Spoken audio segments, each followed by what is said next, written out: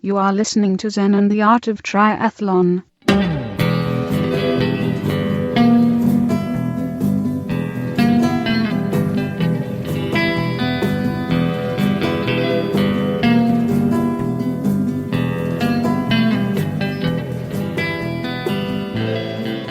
Well, hey there, all you triathlon studs and studettes, and welcome to another great episode of Zen and the Art of Triathlon, the podcast where we give you tons of tips and tricks to simplify the world's most complicated sport, and we mix in a little Zen to make you a better person along the way. All right, this episode is going to be super cool. We have an Ironman champion, Mallorca and New Zealand Ironmans, Jocelyn McCauley.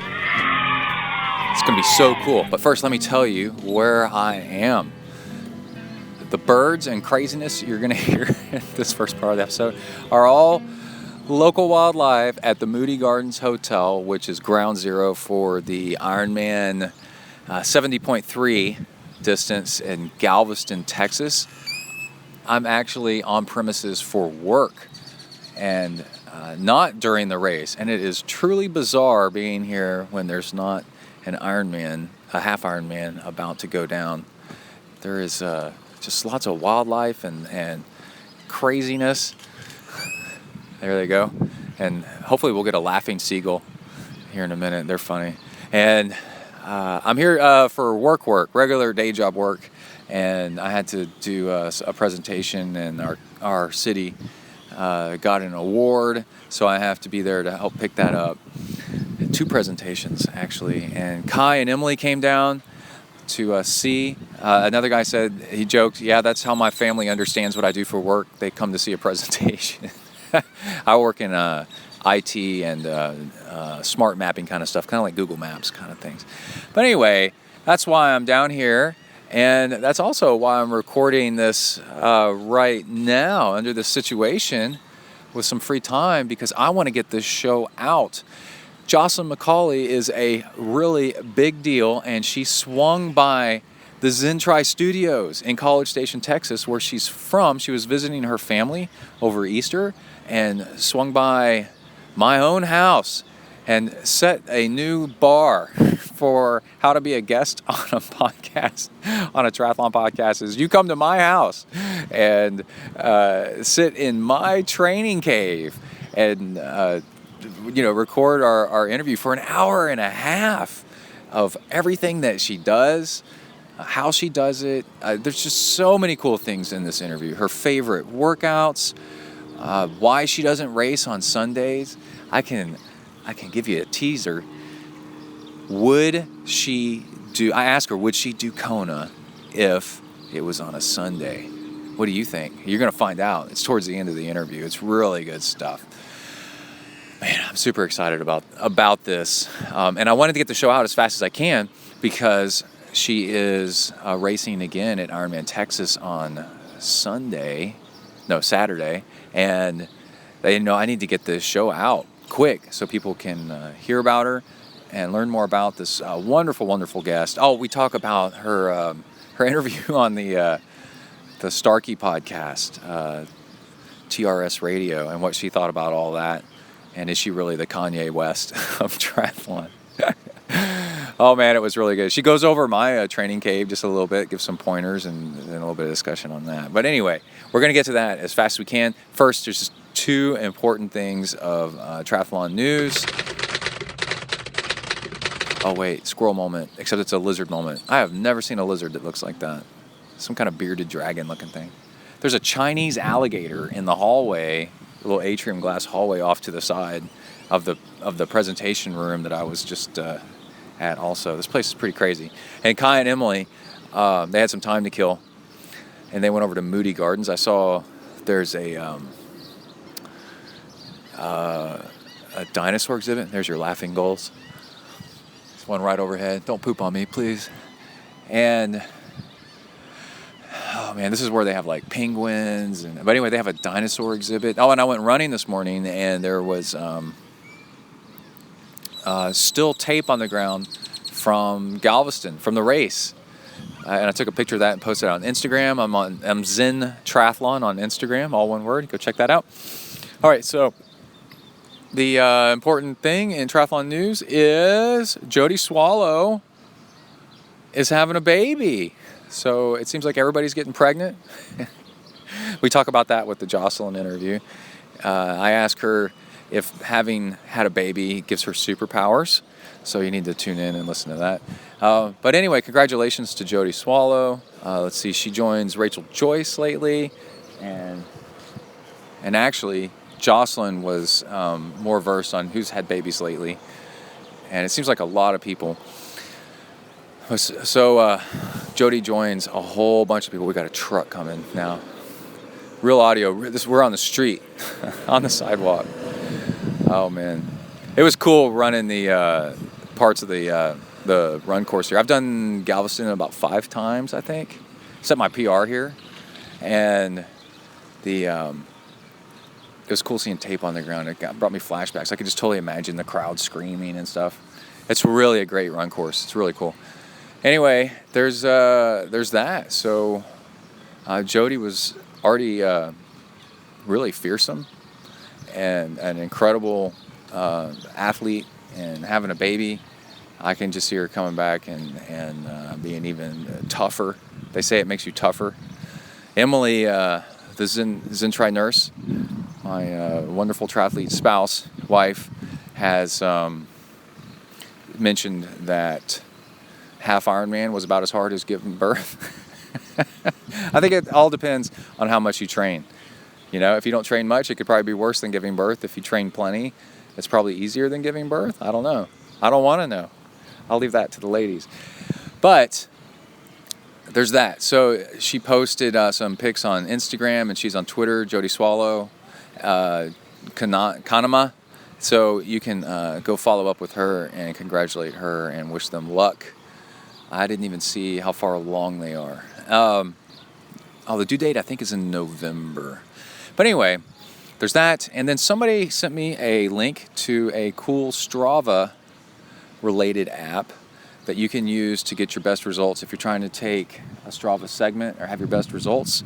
It's called mywindsock.com, and that's an ode to the fact that you are not getting a Strava segment unless you have a tailwind. So those that don't know, Strava segment it's actually a really cool idea. And speaking of that, we're going to pick up a little wind right now. A Strava segment is you go out and ride and your GPS captures it. It'll compare your effort versus other people's GPS tracks. And they're really smart about this.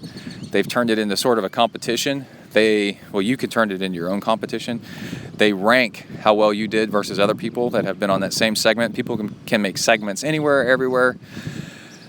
I've got one King of the Mountain left somewhere that I did during a charity ride a few years ago out near Austin, for example. It's out in the middle of nowhere. I had a real strong tailwind, and therefore I went really fast because of the tailwind. But it seems like that's the only way that you're going to get a king or queen of the mountain anymore. Oh, we discussed that with Jocelyn as well, that she's on Strava and how to find her. So if you want help having better performance on Strava, then you can use this mywindsock.com, because it'll tell you the typical weather and then also the conditions that the person that got the best result on that segment, what kind of weather they had. But I really do like this thing because there's with Strava, you're kind of democratizing races, right? So you want to go do a race, you got to pay money, right? But now that I think about it, this is a really good example. I'm standing on the race course for Galveston right now, so I could go do it. I'm literally on it right this moment, so I could go do it and see how I do on the same course, same weather conditions, right, as other people do. And instead of paying somebody, and say it's not, it's like impossible for you to do it when everybody else is doing it. So Strava records people's performances on a section of road, and again, they can make the sections, the long sections, whatever. And so basically you can compete against other people anytime of day, night, and since it holds on to their performances, it's kind of like virtual reality racing, augmented reality racing, where you're kind of racing against everybody else, but at your own convenience. So in a way, it's democratizing racing so that you don't have to pay an entrance fee. You can just keep your eye on a segment and try to beat yourself, try to beat other people, and just see how you do. And that's kind of the way things are going, is always trying to remove the middleman from your happiness and just giving you straight access to it yourself. So that's what my windsock does, is it shows other people's performances versus your own. It's really cool, so go check it out. They are definitely not a sponsor of the show. I just got it sent to me that it's this cool thing to go check out. And the other thing is, with Strava segments, is you can go see your favorite people like Jocelyn McCauley, other pros, big time. You can see how fast they go, and it shows if they record it, their watts and everything. It's really neat. Okay.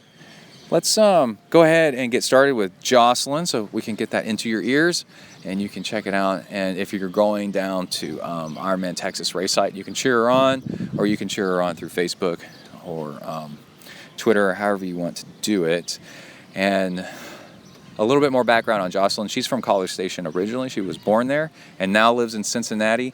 I was born in Cincinnati and now live in College Station. So it's kind of like we're living polar opposite results out of our lives, which is super cool. I love it that somebody from College Station has won 2 Ironmans as a pro, completely all out won them. And that is an indicator to people like my son, other kids on the team, that he's on a kids triathlon team, that it is possible, that you can do this. If you can be one of the best in the world at something and come from a small Texas town, central Texas town, then if somebody else did it, then you can too. And also, she's just got such a great voice on the recording, and is super friendly and super nice. Good upbringing, we talk about that as well, about your view on why you train and why you race, and who you're trying to prove right or wrong.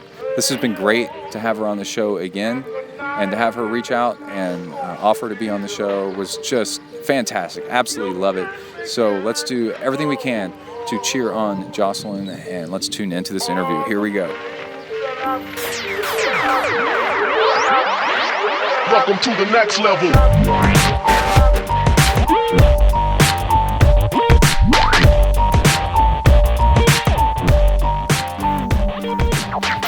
We're gonna have to share a mic, by the way. We're not super fancy with this, so I'm. Ben Hobbs and Tim Floyd. Tim brought his own microphone to the podcast. So. Oh yeah. Yeah. All right, I am here with Jocelyn McCauley. How's it going? Good. And Here, we are actually in my training cave, and do I get the vote of approval? Is it a thumbs up? Yeah, I wish I had it. So yeah, for sure. And you were 3 fans, 4 fans. yeah, I guess now that. Well, okay. See the one over there? That's a remote fan. I remember you talking about it on your podcast. Oh, and that's my upgrade for this year. Last year it was electronic shifting on my bike. And this year one of those fans is kind of dead. Like it wants to fall off its stand. Yeah. So I was replacing it, and so I got the one over there with the remote on it. Well, see, if you didn't replace it, you could do Ironman Texas. Yeah. And but I have a question about you. You came here for Easter to visit your family, right? Right. My parents live in College Station, so yeah. And that's really cool because I'm super excited that you've done so well as a pro because you're from here. I am. Born and bred. So. And people, say College Station is so small, what are you going to do out there? And it's like, well, you could become an Ironman world champion. Maybe. Not yet. Ironman champion. Yeah. And that's so cool. So I'm so excited that people may not remember, because that was like, what do you think, like 2 years ago that you were on the show? Maybe a year and a half ago, where you swung by and you reached out and contacted me, and I thought you were a typical like middle of the pack age grouper because you didn't say anything about who you were. No. And you said, hey, I listened to your show And I get a message like that every once in a while. Let me close the door because we got dogs downstairs. And I'm always super psyched to meet fans. Yeah. And I'm like, and you asked if I wanted to go jog or something like that because you were coming into town. Yeah. And I said, yeah, sure, let's go. And then remember, we started jogging down the street. You didn't even tell me this until we were like halfway through the run. And then I go, wow, you're kind of fast. And I had just done my Ultraman, maybe. So remember, I was all banged up. Like, I could barely run. At least in your arm or hand or something. Oh, I'd fallen and broken my arm. That's what it was. Yeah. And, oh, my gosh. And I still can't straighten up my arm. See how it's a little bit bent? But you're swimming 120s in the pool. Yeah. So 121s. 120s are next. Okay. And then I was like, oh, wow, you're kind of fast. And you're like, oh, thanks. And I said, did you do Ironman Texas? And you said, yeah. And then I said, well, how'd you do? And you were like, well, I kind of won. Or was it Ironman Texas? As an amateur. You won the age. My age group. You won your age group. Yeah. And then I was like, oh, holy crap. Like, this is great. Okay.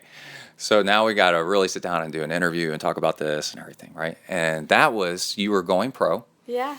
And you were, you had just gone pro. I don't think you'd even raced as a pro yet. I had at least raced as a pro because it was when I was with David Tilbury Davis. Mm-hmm. So I had been a pro for a little while. Not a while, but not a year, but yeah. Yeah, some months. Yeah. And so then I started following you, and you did some races in Asia, right? Yeah. And I remember you struggled with a race in Asia. What happened there? Yeah, I got sick the day before. Well, okay, so that was a whole catastrophe race to begin with because those that know me know that I'm a little bit scattered sometimes, once in a while. And I didn't realize your passport expires 6 months really before it expires because like countries say your passport has to be valid for 6 months from the day of the time you leave the country. Mm-hmm. So not when you arrive, but when you leave. And so it was. Oh, crud. We need to check on Kai's then because he's going to. Oh, he was renewing a passport. Oh, okay. But I still need to check because he's going to Sweden this summer. Okay. Yeah, I know. You just don't think about it sometimes because you think that your passport actually expires on the date that it expires. Mm-hmm. Yeah. But so I had to rebook my trip to Malaysia, and I didn't get in until I think it was like Thursday, and the race was on Saturday. So I like got in, I registered, I did everything like on that day, and so it was just like stress. Everything and just not a fun day, and then I ended up getting sick on top of that, and then tried to do the race, and that race is so hot. Yeah, that race is so hot. Like that race puts like Texas to shame. I've heard that's like the only place on earth that's like worse than Texas. Yeah. They say like I remember somebody was telling me about doing like a marathon or something in Samoa or I don't know where it was. Well, no, it was like in Thailand or something like that. Uh-huh. And they said it is so hot that they have to do everything at crazy early hours. Yeah, I mean, well, it's like Dubai or, the Middle East in the summertime. But with humidity. So, well, it gets humid there, actually. Yeah. Oh, because it is on the water. It is, yeah. You don't think of it because you're like, oh, it's just a not desert. enough to rain much. Yeah. Exactly. Yeah, but no, Malaysia, and then there's like the monkey zone. That you're not supposed to take any nutrition. Monkey zone? They call it the monkey zone. Yeah, it's like 20 miles, and you're not supposed to take in any nutrition. You can't look the monkeys in the eyes, or they will like attack you and stuff. That's very aggressive. At least that's what they tell you. They say, to bare your teeth. To bare your teeth and look the monkey right in the eye. Yeah, exactly. That would be a great idea. That's what you tell your competition. So they like that. Yeah, they like that. You should smile at them. They think it's cute. Wow. Okay, and... Well, you're based out of Cincinnati. Yeah. And you took that. I was listening to the Ben Hobbs interview, and you took that. Well, are you thinking about moving back to Texas, or you're trying to, or would you move somewhere else, or? We may move somewhere else, but I don't think we'll move back to Texas at all. We want to make it out west again. Oh yeah, that's nice out there. Yeah, we met in Utah, going to BYU. So, we love the mountains, and we really miss the mountains and that really like outdoors lifestyle that the Midwest doesn't have. It's like opposite of the Midwest. I know. So. Yeah, I know. And people here seem to be allergic to it. Yeah. Well, I don't know. Like, I was out on my bike for several hours today, and I think I saw more people on my bike today than I have seen ever out on a bike in Cincinnati in one day. So, yeah. So speaking of Cincinnati, I was born there. Great. And I grew up on the northwest side or north. No, I didn't grow up there. I lived there until I was 3. But you were talking about a basement, and your training cave is kind of like a big basement area. Yeah. And I remember being a little kid and looking down the stairs to the basement, and it was so creepy looking, like looking down these stairs. And then it's something like out of a horror movie. Like I'd look down the stairs, and then down at the far end of the basement, it was all like bare cinder block and stuff. Oh. Is y'all's a finished basement? It is finished. So it's not like the bare, well, I mean, the closets that are down there are the bare cinder block, but when just the room is finished. So. Yeah. Well, there was the creepy looking rocking horse that was on metal springs, on the far side of the basement. I'll never forget that. And then we lived on a hill, and there was a split rail fence. And one time my brother was, because there's lots of snow up there in the winter. Well, not tons, but some. And he was going down the hill in our backyard, and he ducked, and the kid on the sled behind him didn't duck, and then split open his face on the split rail fence. And then my brother and I had a habit of on our next door neighbor's porch of leaving out crayons in the summer, and they would just melt and stain the concrete, all these colors and stuff. I've seen Pinterest, like melting crayons on Pinterest. Like it's supposed to be art projects. Well, we've got pictures somewhere of my brother and I, because we were in Cincinnati, wearing those snowsuits where your arms stick out from your body, like a Christmas story. Yeah. All right, well, let's go ahead and get down to the questions here. I thought long and hard about these. I was running, listening to the Starkey interview. Yeah, you're braver than I am. I haven't listened to it. And I had to stop every 3 minutes and record and write down. I was doing a voice recording of what to ask you about this interview. Okay. Oh no. Okay. So first off, why can't Ben Hobbs pronounce your name correctly? What's going on there? Or he's calling you Jocelyn. Jocelyn. It's because he calls Reef Riff. So I think he likes having nicknames. I don't know. I think you are the first guest I have seen him be nervous. I don't know if he was nervous, but he just didn't know how to handle you because you're Mormon or something, and you're not some kind of like party drinking animal or something. Or I know I'm not like one of him. I know. So, you're like an alien. So he's like, what do I do? Yeah, exactly. I can't talk about beer. I can't talk about alcohol. So he doesn't have anything else left to talk about. Right. Exactly. And he can dig up any party dirt on me. So yeah. Yeah, he does that. That's his angle. Yeah. Is he tries to find... Oh, he's really good at it. Yeah. And he tries to find, the controversial thing about somebody and then throws it at them in a way that they can't answer it correctly. Yeah. And then watches them squirm. Yeah. And he doesn't have that on you, so he's like... he started... So my other note is here... He came up with a phrase during your interview by accident because he stuttered a little bit trying to come up with a question. And he said, are you going to Kona qualify? But then he went, Konify. Oh, I didn't notice that. So I'd like to thank you for making Ben coin a new phrase, which is Konify. Konify. Yeah. Well, I hope I can Konify. That's where you qualify for Kona and why. Yeah. Just instead of KQ or whatever, you can just say Konify. Yeah, I'll use it now. Yeah. Okay. And then at some point during the interview, he said that maybe you're the Kanye West of triathlon. And it's that whole thing where you made him nervous. Yeah, I know. So you had all this swagger. And it's because I said that I expected, he said, did you exceed your expectations at Kona as an amateur by being the first amateur? And I didn't. And I mean, this is something that people have asked me about other races too, like New Zealand and stuff.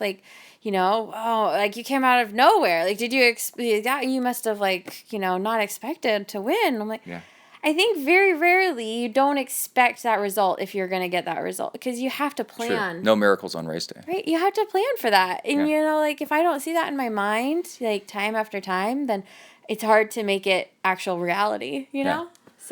So on New Zealand, what was your strategy for New Zealand? Did you have one, or are you just going to go at a constant effort the entire way, or did you have I'm gonna follow one person's lead and try to stick with them, and then at the end try to pass them, or like particular people? Yeah, I mean, I always look at a start list and see who I can swim with and try to find someone who would stretch me, kind of thing. Wanted to swim with Emma Bilham. So you want to find a swimmer that's faster than you? Mm-hmm. Okay. Yeah. Why and try to just draft? Get off their feet. Yeah. Yeah, Okay. exactly. Okay. Yeah, because I mean, they say it's like I've heard anywhere from 16 to 30%. Savings, behind someone in the water and stuff. So it's completely legal. So why not do it? You know, the swim in New Zealand was really, really rough water. So Are there any sheep in the water? No, I saw golf balls. Golf balls. Yeah. That's Because weird. they have a hole-in-one out there, and so everyone always misses it. And there's golf balls all over in the water. So you can count the golf balls as you go. So. One golf ball. Yeah. I don't think I can count them all. So, but yeah, so my plan was to swim with her, but she actually, there was a group of us, like 4 or 5 of us, and it was her and me and Laura and Vonzi, and then a New Zealander, I can't remember, Vanessa Murray, I think.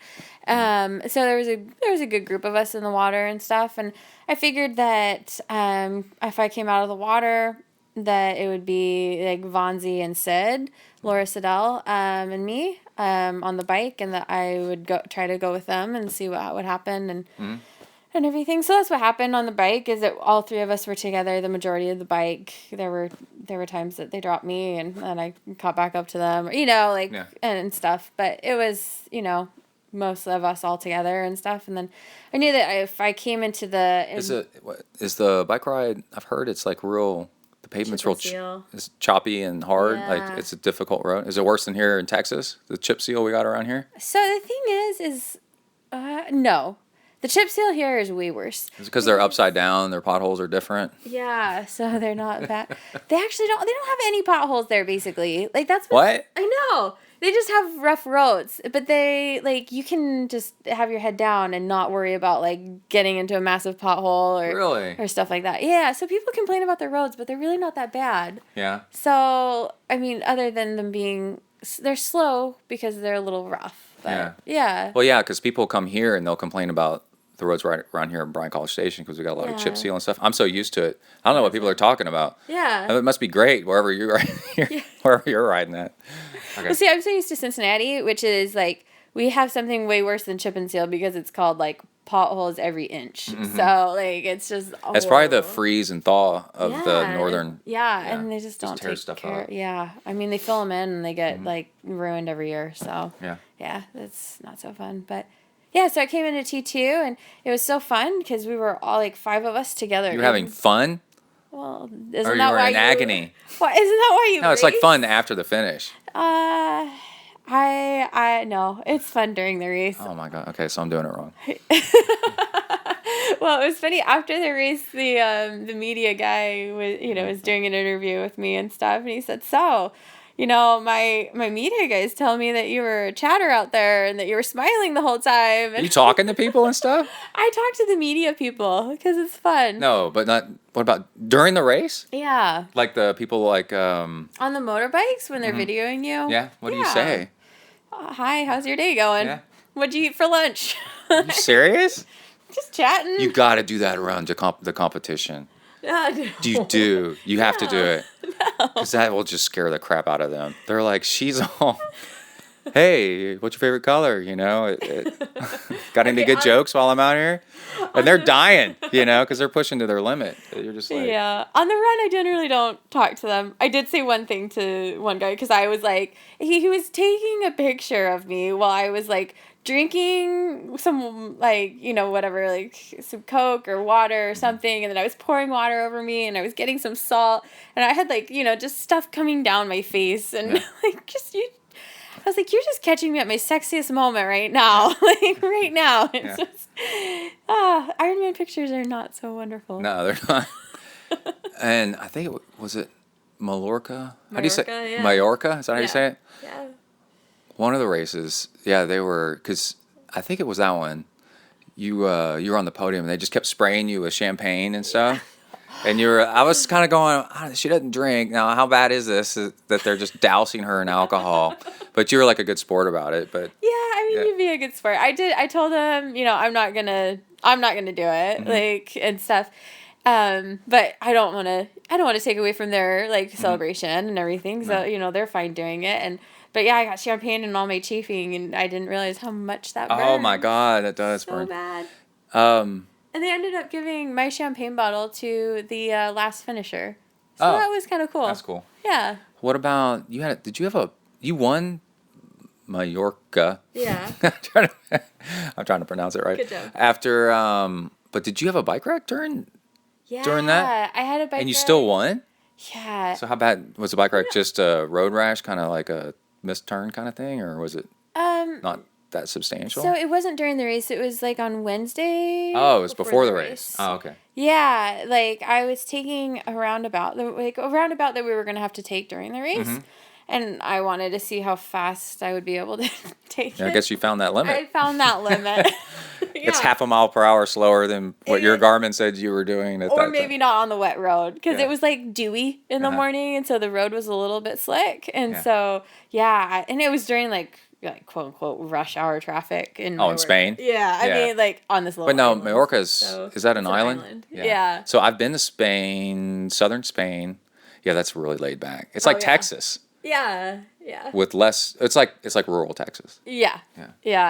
So it was, the bike just slid out from under me, skidded on my left side and everything for a bit. But yeah, I mean, just bad road rash and, torn up kit and everything. But, there was a car right behind me who actually ended up stopping. Thank goodness. Like, I mean, I don't know how she stopped in time, but and helped me with my bike off to the side, and she was like, she asked me if I wanted to go to the hospital or anything, and I was like, I'm fine, I think. The hospital's free in Spain, though. You should have gone. Oh, really? Yeah. Oh. Because we were there in a training camp, and somebody got hurt. I forgot. Just enough to need stitches. I forgot what happened. Yeah. Yeah, went in. I wasn't with them, but like Emily and a couple other people took them over to the medical center. Yeah. Went in, admitted, got treated, and then they tried to pay, and they couldn't even pay. Wow. And then I think when they tried to pay for the painkiller drugs that they gave them, they wouldn't even let them pay for that. There was like no way to take money. Wow. Even. They're just not set up for it. That's cool. Yeah, it was pretty cool. Yeah. Well, the race, I contacted the race person, and she hooked me up with a physio there and everything, so it worked out fine. I wonder if that gave you like enough excitement and adrenaline to actually help you win the race. Because it didn't harm you from winning, and maybe it kind of, sometimes a little bit of shock like that kind of wakes you up and gets you excited. I don't know if it was the adrenaline. I think it was more that it took pressure off, because I was You've already wrecked. I wrecked. Got it out of the way. Well, I wrecked 3 days beforehand. My shoulders locked up. Like, whatever. Like, just doing this race is great because. Well, it took your mind off. Like the pressure the race. of like wanting to like really do well. Have the race. You can't have the race perfect now, so you can just race. Exactly. Yeah. Like, and the lead up's not perfect. So, whatever will be, and we'll. And that allows you the freedom to race more relaxed. Yeah. I think I lost like 10 minutes on the descent of that bike course, because so it's a really like pretty big mountain climb, and then like descent with like 15 switchback kind of things. Yeah. And they're like intense switchbacks, and I got past like I was sitting still. Yeah. Someone. I know what you're talking about, because I did Canada last summer, and that's by Whistler. Yeah. It's in Whistler. Holy cow! Like I got past. It was unimaginable. Like how chicken I was compared. I was 10 minutes, maybe 20 minutes into the bike ride when there was a big downhill. And it was kind of sketchy pavement a little bit with a turn. It kind of went through some tree shade, and the road might have been dewy like you're talking about. And I was doing just an okay clip, like 35 or something like that. And somebody passed me like I was standing still. Right. And I go, oh, well, I'm not qualifying for going in this race. Like, it was over. I was just like, wow. Like, I couldn't believe it, like how much faster everybody was. Yeah. Because they practice out there. They're used to it. If you know the roads, like, I think it's a lot better. Way different. Yeah. But, I mean, I did that because I was out there a little earlier. And so I rode it once and I drove it once so I would know it and everything. But that didn't help after the crash because I was just, like, scaredy pants. So. Well, those roundabouts in Spain, I got thrown into a car that I suddenly had to drive in Spain, like with no notice, which is on the other side of the road. and then doing roundabouts. In Spain, they drive on the correct side, I thought. Well, I got a question about that here in a second, Okay. so you can keep thinking about that. And let's see. You said your parents are professors in oceanography? Yeah, they are. So what year did they start teaching? Because I might have taken oceanography classes from them. I almost have a minor in oceanography. I'm like 1 or 2 hours short of a minor. Seriously? Yeah. Oh, I didn't know that. If they tried to show me a video of an inconvenient truth, I would have been like, listen, I've already seen it like 5 times. I could probably tell you something that you don't know about another part of it. Yeah, I loved oceanography because I thought oceanography was so easy compared to some of the other like geomorphology and fluid dynamics, like all these other and geology, because there's so little known about the ocean. Yeah. And that was the crazy thing is, like we probably know more about the moon than the ocean because the ocean's so hard to access. Yeah. You can't get down to it. And one of my professors was one of the guys that helped discover the sea worms that live at the bottom of the ocean vents. Okay, that they discovered yeah. a completely new life form by accident in the Really? in the 70s. Huh. And so what year did they start teaching? So I'm 29, and they were teaching here for, I don't know, at least 3 or 4 years before I got here. So probably somewhere between 33 to 35 years ago is when they started teaching. So yeah, Yeah. I started at A&M in 91. Yeah, they were here. Wow. Yeah. Yeah. Like I was saying, like I took Oceanography 101, and it was so simple because it was so basic. Like they were trying to teach us, like how ocean currents. You just name some currents, you're good. Yeah. Like you were saying, it's more about the currents, and not about the sea floor, like the geography. Yeah. But it was more about, and then I took 201, and maybe there was a 301 and all stuff, and then you start getting into ocean biology, and it gets crazy. It's like studying alien life. It just gets weirder and weirder and weirder and weirder. I bet you took one of their classes. I bet. I loved it. Absolutely loved it. Yeah. That's cool. And A&M's got an awesome oceanography department. Yeah, they do. Yeah. Okay, so let's see. You've won 2 races where people drive on the wrong side of the road. Is this because you train on the correct side of the road and you get better workouts in compared to everybody else you're racing against? No, because Spain drives on the right side of the road. You sure about that? Positive. We can Google it. You might be right. I'm sure someone will write. You've been there more recently than I have. So. Okay. All right, let's talk about caffeine. You don't do caffeine, right? No, I don't. Okay, but do you recommend? Let me tell you about my swim coach. One of my swim coaches growing up. He was addicted to coffee. Varsity practice was at 5:55 is when it started in the morning. Yeah. And he would come in and start screaming and yelling at us because he hadn't had any coffee yet. Hadn't had enough coffee. And we had one of those swim team coaches, assistants, that her job was to run and tear away from him and go get him coffee and then bring it back. So everybody knows, well, if people that haven't been on swim team don't know this, but like the meaner your swim team coach is, usually the better the team is, because like I didn't know that. But yeah, because swimming you can like do so much more in the pool. Yeah. Right? Yeah. So if you're genuinely terrified of your swim coach because he's enraged all the time because he hasn't had enough caffeine because he's addicted. You're going to have to push yourself. You're going to have to push yourself a whole lot harder so he doesn't throw things at you. Yeah. And so do you think that swim team coaches need to be on caffeine? Oh, that's out of my league. I don't know. You don't know? But, I mean, so I was listening, I think it was Fitter Radio podcast that I was listening to, and they have Stacey Sims on. Yeah. She's really awesome. She's does a lot of research and everything, and she was talking about caffeine and that it actually affects different people differently. Mm-hmm. And so, there's research studies out there that show that caffeine will improve performance and everything, but there's also now showing that it can detract from your performance, or it can just be whatever.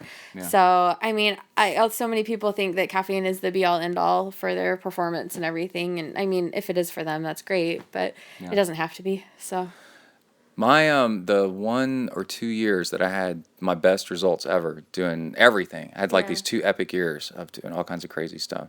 Were no caffeine years. Oh, see, It's really interesting. Yeah, I mean, and I mean, I remember that in NCAA, I don't know if it's still the same way, but because I ran track and field, but they had actually a caffeine limit in your blood. So if Yeah. they, so. I did my senior year in high school.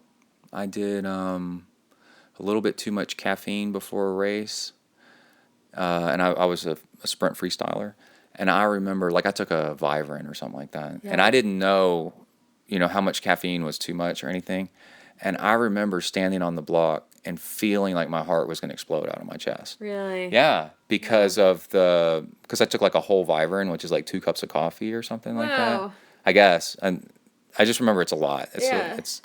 And it was just too much, and I remember just shaking with caffeine exposure or whatever. Yeah. And then now I try to kind of space it out during the day and try to watch it. Yeah, I've noticed that if I have 2 cups of coffee in the morning, I'll feel okay, but once I go beyond that, then my morning workout is like brrr, So that's what it feels like. Okay, Ironman Texas. Who is this person? This was Zach Miller that was cheering for you and made you go too hard. Oh, so ruined my. He ruined your. How are you going to keep Zach Miller from ruining your race this year? No, I love Zach, and Is he your home state? No, I haven't. Not that he was not an awesome homestay. I don't want to say that. I have an awesome family in the Woodlands that I stay with. That I've stayed with every single time I've been there. And they've just like adopted me, and I've adopted them. They have 2 little boys, and so it's so fun to stay with a family when I don't have my daughter and stuff like that. So yeah, like and their husband makes delicious dinners and everything. So yeah, they've been putting me up, but Zach put me up once, and that was fun too. So it was fun to see. It's always fun to see people out there on the course that and everything. Yeah. And he was everywhere on the course that year because he was doing stuff for TRS and his podcast and stuff like that. So he was everywhere out there on that course, and so it was good seeing him. But I don't think he'll ruin it for me this year. I think I ruined it for myself. He said, catcher or what place were you in? I was in 6th, and I was Alicia Kay was in 5th, and it was right, and as I was getting, if you know Ironman Texas course, I was getting onto the water. Unfortunately, I know it really well, and sometimes at some very slow speeds. Yeah, yeah. Like I could tell you about some cracks in the pavement. I do too. Yeah, you do too. I know that course pretty well. Yeah. I was just thinking today. Sometimes I go I'm here again on this one little section. Yeah. Well, I was thinking today. I was running on it today, actually, earlier today, and I was like, I gotta figure out how to find some good memories on this course, because I just have some really awful memories on this course. There was I took a class one time in running. I think it was during my USAT certification classes, and we had a really great running coach that came in, like a famous one, and he said to memorize on a map of the run course. Since you're already on you've been training on it, you know really well, but on sections of the course, delineate people or good memories that you're going to remember during that one section of the course. And as you go through the course, you think about them, and as you go to the next section, you think about the next thing and the next thing. Yeah, no, I did that last year because I was able to do some training the week before with my daughter out here and my husband and stuff. So just good songs or things like that. Yeah. And I do that for my whole race. I have different songs for the swim, the bike, the run, and then an overall song for the race and stuff, for every single race. So I've noticed, just a few years ago, I figured this out. If your fueling is good and your pacing is good and everything's going really well, a lot of times I've noticed a good song will come to mind. Yeah. And I'll be able to sing and kind of sing to myself while I'm going. Yeah. That means that you're everything. Fun, well, yeah. That means, and so what I kind of pick out before the race, like a good song that I like. Yeah. And then if that song comes to mind, or I'm able to sing that song and enjoy it. Yeah. Then then my fueling and my hydration and everything is nailed. If I Yeah. can't, then something's wrong. Yeah. Yeah. Yeah. Because that means you don't feel good. Right. Yeah. That you're not able to be in the zone in a way. Yeah. Yeah. So I always have a good song in my head for swim, bike, and run and stuff like that. So it was last year's race. Yeah. You passed out how far? Half a mile from the finish line? Yeah, it's that last roundabout, Yeah. that last aid station, and you go around the little, U-turn and go back home into. Oh yeah, where you do a U-turn, Yeah, it's kind of like a half a slight little mile. uphill, and you go back down, and then Yeah, exactly. Under that bridge, Yeah. like where they always have where the there's water. yeah, where it can get really windy under that. Yeah. And yeah, if it you're can get starting to windy bonk, there. then you start to freeze to death, even though it's 85 degrees. Yeah. And you're like, how do I have chills? Yeah.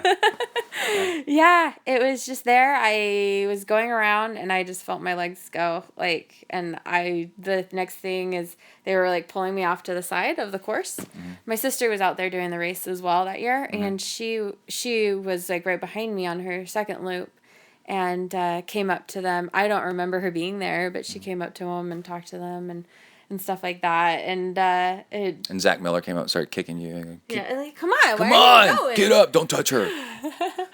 They were touching me. But they weren't helping me with forward progress, right? So did you finish? I don't remember if you finished or not. I did. You did? I did. Like I had this. I was there for. Oh, I you don't went know, from 20, 30 You still got minutes. like 10th place or something. Yeah. Yeah. Yeah. Well, I was there for Even though you blacked out, 20 you or can finish a 30 race minutes. unconscious. Right? Why not? And I remember I had this just like. I have to go because I wanted to get top 10 at least. I was like, I don't know how long I've been here, but I hope I can still get top 10. So I just was like, okay, like I had to like mentally tell my body, okay, we're getting up and, shut up, we're going. Like, you can't collapse. We got to keep going because I kept standing up and collapsing and standing up and collapsing. Because I kept wanting to go. And so I just remember like that one moment I was like, no, we're doing this. And they sent a med person with me on a bike to like make sure if I didn't pass out again. Right. So, he was like, just walk. And I was walking, and then a passed me. Oh yeah, and you're only half a mile away. I know, and I was like, "Oh, seriously?" So I started like jogging. I was like, "I can't let her get away," and there was like no help because I'm like sideways jogging. Yeah. And then another pro passed me in the finishing chute and stuff, and I remember coming down that finishing chute and seeing the finish line, and that there was no one on the other side, like right there to catch me. And I was like, I'm collapsing as soon as I finish, like across that line. I hope there's someone there. And this guy like ran, like I guess they wanted me to have my finisher pics. Nice of them, but I didn't really care. Yeah. So like this guy like comes running out from the back and like catches me as soon as I cross and shove me in a wheelchair and wheel me off. But yeah, it was exciting. I'm trying to remember if Wisconsin was like that, but Whistler, Canada, and Texas are one of these races where they do this crazy up and down and back and sideways before the finish line. And I remember like 5 million times. I remember before Canada I remember yelling at somebody, "Where's the freaking finish line?" Because I'm so tired of this. This is cruel. This is not funny anymore. Yeah. But Majorca, you're you familiar pass with the it- course. Yeah, Majorca, it's a 5.5 loop course. Yeah. So you pass it 5 times. Oh my gosh. That was awful. Okay, so speaking of all the different races, you don't race on Sunday. Right. Now, I wondered, did you think this too? If Oh Kona crap, what day is Kona on? No. Did you have that fear for a second? And then you're like looking at the calendar going, oh my God. No. And then, I know when Kona is. I know okay. it's on Saturday. So what if it was on a Sunday? I wouldn't do it. You wouldn't do it. I wouldn't do it. You- I actually, my first 70.3, that was actually, it was a shortened race, but because of the heat that was happening at that race. But I did, and I actually qualified for 70.3 Worlds as an amateur, and stuff. And, it was in Vegas that year, and, I declined my slot because it was on Sunday. Because it's in Vegas. That's what I would do. Oh, yeah, and it's on. I got no interest in Vegas. Well, we lived there for 4 months, but Yeah. No interest in Vegas, and it was on Sunday. Now, I've heard so- outside of Vegas, it's real pretty, is it? like Red Rock and everything. Yeah, it's Yeah. like there's cool stuff nearby. Yeah, there is. Just don't go down the strip. So Yeah, just stay away from that part. yeah. Although That's like Reno. When I went to Tahoe, we flew in through Reno, and downtown Reno's got all the gambling stuff, not like Vegas. Yeah. But as soon as you left that part of town, it was gorgeous, like all kinds of cool stuff. Yeah, I mean, they had a lot of fun stuff for kids, so that was cool. But, so Ironman sends out an email to all the pros saying, you're still doing this race, and it's in a week, and here you go.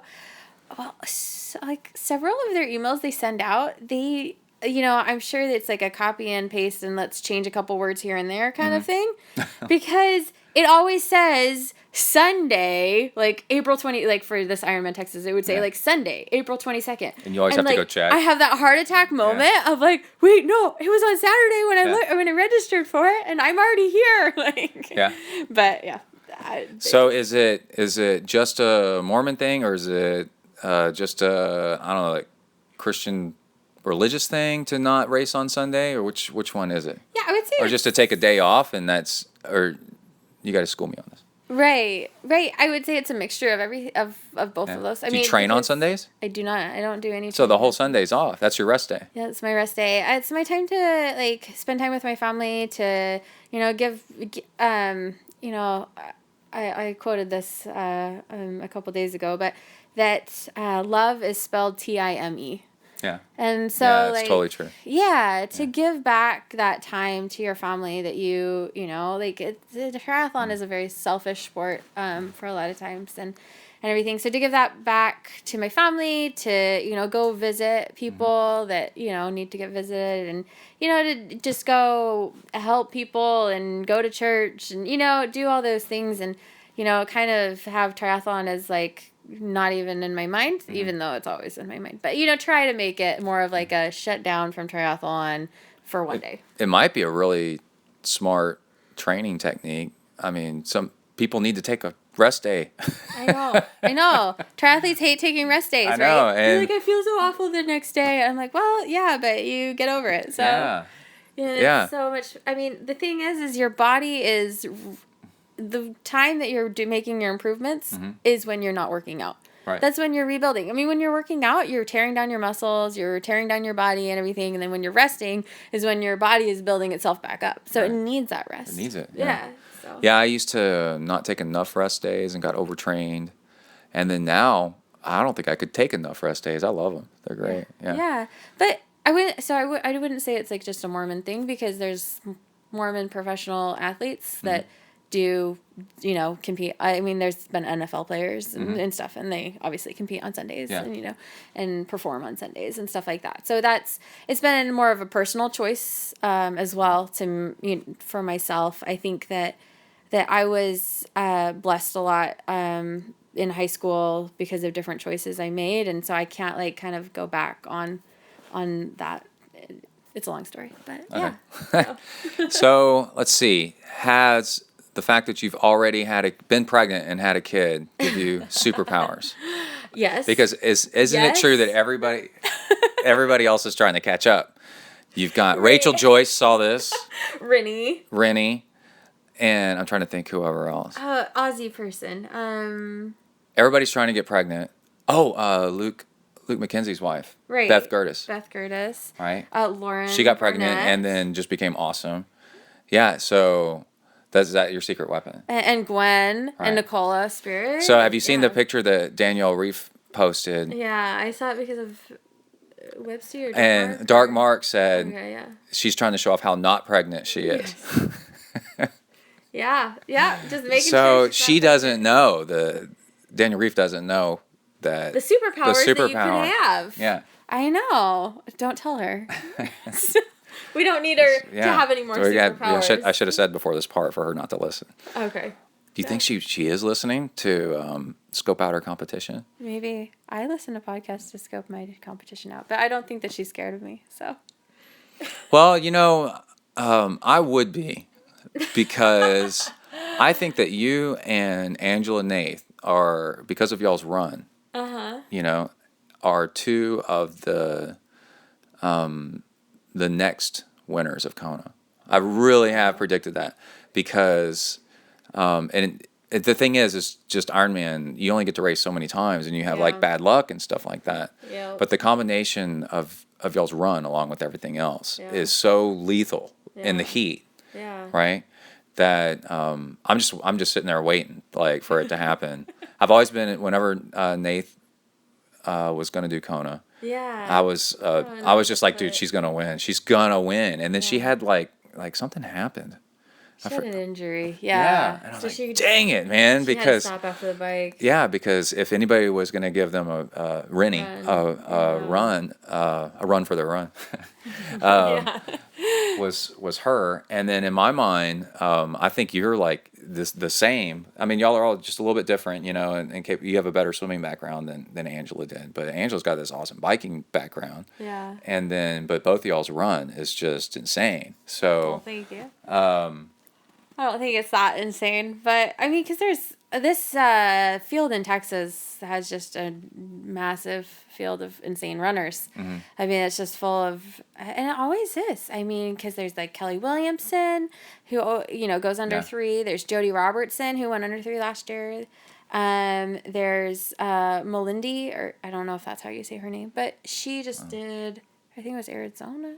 And she's like a sub-3 person. And so there's a lot of really amazing runners on that start list that it'll be a good, fun run. so you ran for BYU though, right? I did, yeah. And so what was your main event and what was your time? Oh, I don't know. I don't really know what times are good in that, so you don't have to worry. I did the 5K and the 10K, and then cross country there. But I couldn't tell you what my PR for the 10K there was.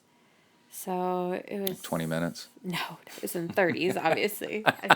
Holy crap, that's fast. Well, no, it's not that fast, but Oh well. it was mid to low 30s, somewhere around there. So yeah. Okay, good. Yeah. That's crazy. All right, so let's see what I got next here on my list of awesome questions. Okay, favorite and least favorite workouts. Let's get back to how you train and stuff like that. Yeah. Okay, so swim, bike, run. What's your favorite and least favorite? So you've been swimming with the Magnolia Masters lately? Or just kind of off and on? Off and on. Yeah. Yeah. I came for their swim camp in January, and then I've swum with them a couple of days in the last week. So, yeah. Yeah, I love swimming with them. They're awesome. Are they swimming in that? Creekwood pool. The Creekwood pool. Which one's that? Is that the indoor facility with the wood ceilings? It's just gorgeous, or is it something else? Oh, they swim there too at Magnolia High School. Yeah. Yeah, I guess that's what it is. Some huge natatorium that's super fancy and gorgeous. Yeah. Well, and Tim was just telling me they're building another pool out there. So we can't get one built out here. I know. It drives me crazy, the lack of swimming we have around here. Really? Yes. Yeah. I went and talked to the school board one time with the swim coach for A&M Consolidated, the high school. He and I, and because he swam across English Channel. Whoa. And then I've swam across Lake Tahoe. Yeah. And then another triathlon coach all went in front of the school board and said, look, you've got to build a swimming facility, a real one. Yeah. I don't care how you do it. And they just kind of just looked at us like we were from outer space and just like, oh, whatever. That's so Okay, so funny. anyway, back to your stuff. So least It's not about me right and now. Favorite swim bike runs. So my least favorite swim is a very it's like a descending set. It's like 5 times 100, 4 times 200, 3 times 300, 2 times 400, and then 1 times 500. Yeah, I call those pyramids. Okay, yeah. Yeah, but whatever. Yeah. So the 100s aren't as bad, and then it just gets faster and faster and faster until the 500 is like an all out, like as you can go kind of thing, and I just hate it. What was your favorite event, like in high school? Or did you swim in high school or just summer league? Just summer league. Yeah, what was your favorite thing? The IM. Really? Yeah. Oh, man. And breaststroke. Yeah. Because easier. That's fun. Yeah. I remember I had to. I don't like swimming. for a varsity high school swim team, I had to qualify. You know, I had to swim like 3 events or whatever, and I was like, okay, 50 free. I had to get I had to win or get top 2 or something like that. And then and they're like, well, you need something else. And I was like, well, I guess breaststroke. Yeah. Why not? They're like, why? And I'm like, oh, it just sounds fun because it's easy. Yeah, it wants to do fly. Yeah. So my favorite swim is probably like a 10 times 300. That's like a under Ironman pace, like over Ironman pace, stuff like that. Within the same 300? No. So one's under, one's above. 1 300 hard, easy hard. Okay. Kind of thing. Okay, so the bike. Oh gosh. Do you like training indoors at all? like 100% of my training is indoors. Oh, okay. So I better like it. Do you have like a setup with like see how I got that monitor over there and the... No, you're so fancy. So is that a music stand? I'm fancy. Yeah, that's my $20 music stand. I got it at the guitar shop or something like that. Well, that's a smart idea. But you know what? That one's actually, I didn't know it buying it. That's a real smart buy because it's sweat proof somehow. It doesn't seem to, it's got that coating on it that it looks like Watch out, guitar powder. stores. You're going to get invaded by triathletes. So. Yeah, so it's an adjustable height and adjustable angle. It's a music stand. Yeah. And then on the music stand, I've got a computer monitor. And then on the far side, Thomas Gerlach recommends this hospital table. You can kind of see it over there. Yeah, I see it. And it's adjustable height. And I'll put this laptop on it and then connect the screen to my laptop. And then I can control the laptop with one hand while I ride, to change a video or something. I think so many times triathletes look for excuses to buy stuff. Like, No. I don't know. It's like This is super cheap. Well, yeah, that's true. But like, I use a bar stool. Like, two bar stools. One has my computer. Well, actually, usually one bar stool. It just has my computer, and then I put all my fluids on my bike and call it good. So, I don't know. I think I'm probably the cheapest triathlete out there, though. So. What do you watch? What do you watch? And how do you watch it? My computer. Yeah. Yeah, I'll do Netflix shows, but the thing is like, I'll do Netflix shows if I'm doing like Zone 1 or like a recovery ride or whatever. Yeah. But anything above that, like I will sometimes watch, but most of the time I'm needing to like concentrate on the workout or something like that. So I'll do music. So how do you control the workout? What do you use a dumb trainer or a smart trainer? Yeah, I use a Wahoo Kicker. So you program into it what you need to do? No, I just do it. Yeah. And So how do you see what do you how do you see what watts? Yeah, so I guess I have my computer and my phone on the side. So it'll say like 300 watts and then you'll say okay, and you try to match the graph or you just try to match the number? Just the number. Yeah. Well, and then I also have my bike computer on my bike to do that too. So I actually do both of them. So I have a rotor power meter on my bike that will feed into my Polar bike computer. So I'll look at that, and then I'll also look at my Wahoo Kicker numbers too, just because numbers are fun. Yeah, I do the same thing. So you see my bike computer sitting right there. Yeah. And I'll put that either on my handlebars or right below the monitor. And if I do, I'll look at that. But then if I do Zwift, the video game thing, that has numbers on it too. Right, but that's not enough. Yeah. Because that thing doesn't show averages and it just shows very current. If you're doing a lap or something like that. It doesn't show lap anything. Yeah. Right, yeah. So I have all that showing. Okay, so what's your favorite bike workout? Favorite bike workout is 14 times 1 minute all out. 14 times. Yeah. How much rest in between that? I haven't done it in a while, so I don't remember. What does your heart rate hit during that? Really high. Like what, No. In the 180s. Yeah. So, yeah, high 180s. Okay. Yeah. Times 1 minute. So what does the last one of those feel like? Like your legs are going to fall off? Yeah, but that feels so good. I love that feeling, right? Oh, okay. Like, it's so fun. Oh, and then on the run, what do you do? Oh, see, that, Do you run, do you have a treadmill or do you run outdoors? It's hilly around Cincinnati. It is super hilly. Yeah. I sometimes run outside, but I do the majority of my runs on a treadmill because I take my daughter, and she absolutely loves the YMCA's childcare. Like, she asks me to go there. Like, can I come? Okay, so because they have Barbies, and we do not have Barbies. So I refuse to buy Barbies, so she'll want to go to the Y. Yeah. So makes her want to go to the Y. Exactly. So it's perfect. And the people down there are awesome. So usually I'm running on the treadmill, and my run training has changed a lot with Jesse Kropelnicki, and I don't have a ton of I used to have some really, really, really hard run workouts that I don't have a ton of really hard run workouts. I mean, probably my favorite one has been 5 times 1 mile at best effort. What's best? Is it hardest? As hard as you can for all, but you have to have it for the same for all. Oh, well, wait. Along with the bike, what is your rest interval between those? Oh, for the 1 minute intervals? Yeah. Yeah, I see. I don't remember for the bike. But for the run. But is it And when you can go again, or is it a timed interval? No, it was a timed. It was like 2 or 3 minutes or something. God. Okay. So, yeah. And then the miles are like, I think it's again like 3 minutes or something like that. So. Do you do any like yoga or strength training? I do strength training. Don't do any yoga, but I do strength training. So, Jesse was a bodybuilder. So. Really? Yeah. I didn't know that. Yeah. What do you listen to while training? You said you listen to podcasts and music. Yep. Listen to podcasts, listen to music, watch shows. It gets old, but listening to ZenTri like over and over and over again, though, right? As your only podcast? Like on repeat. Yeah. Yeah. You know, I have your shows memorized, but... Yeah, I know. Me too. I can't even listen to my own to edit.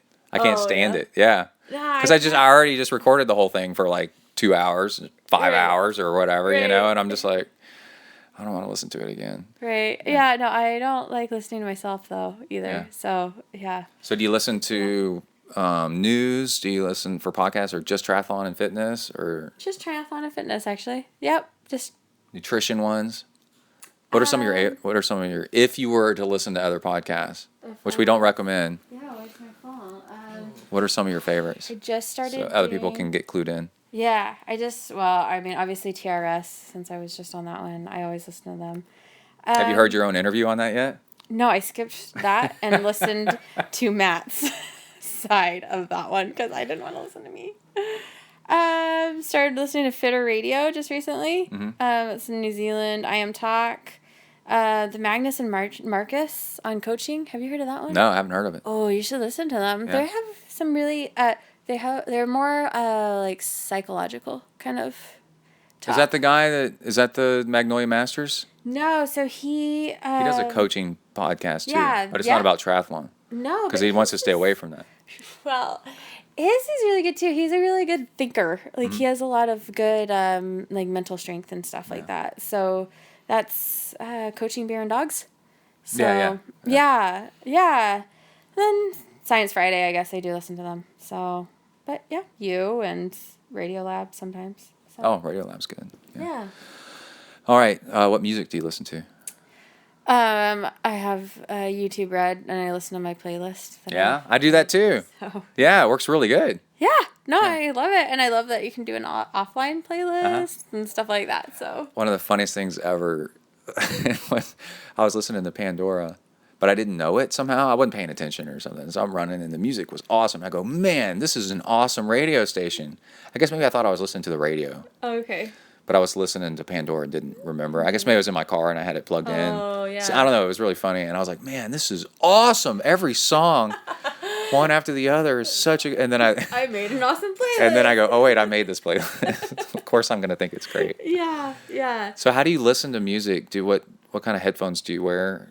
Right, I just listened to your. And if you're outdoors, do you listen to stuff? Of, the Apple ones. So, oh, you did? Yeah, they sound good. Well, I'll show you downstairs what I've done too. Recording of them does not. Sound that good. was horrible. Yeah, I skipped that. I was so excited. I was like, I can't wait. I couldn't believe how bad it was. Yeah, like I couldn't even understand it. Yeah. Like some of it, like it was bad. Yeah. But And then after that, I apologized. Yeah. At the very end, I go, sorry about that. Somebody might want to listen to this. To know that it's awful. Yeah. It was really bad. Yeah. I generally just use the headphones that go with my phone kind of thing.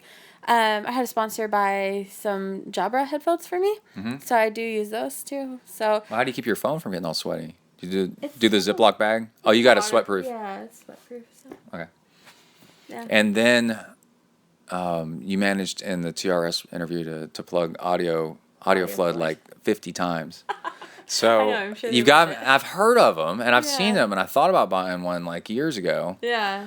But I never did. So do these things actually work in the water? Do you listen to it while swimming? Oh my goodness. It's like it's really awesome audio. When I've tried stuff like that before, I never tried theirs, but when I tried stuff like that, I could not get it to work right. So you get it.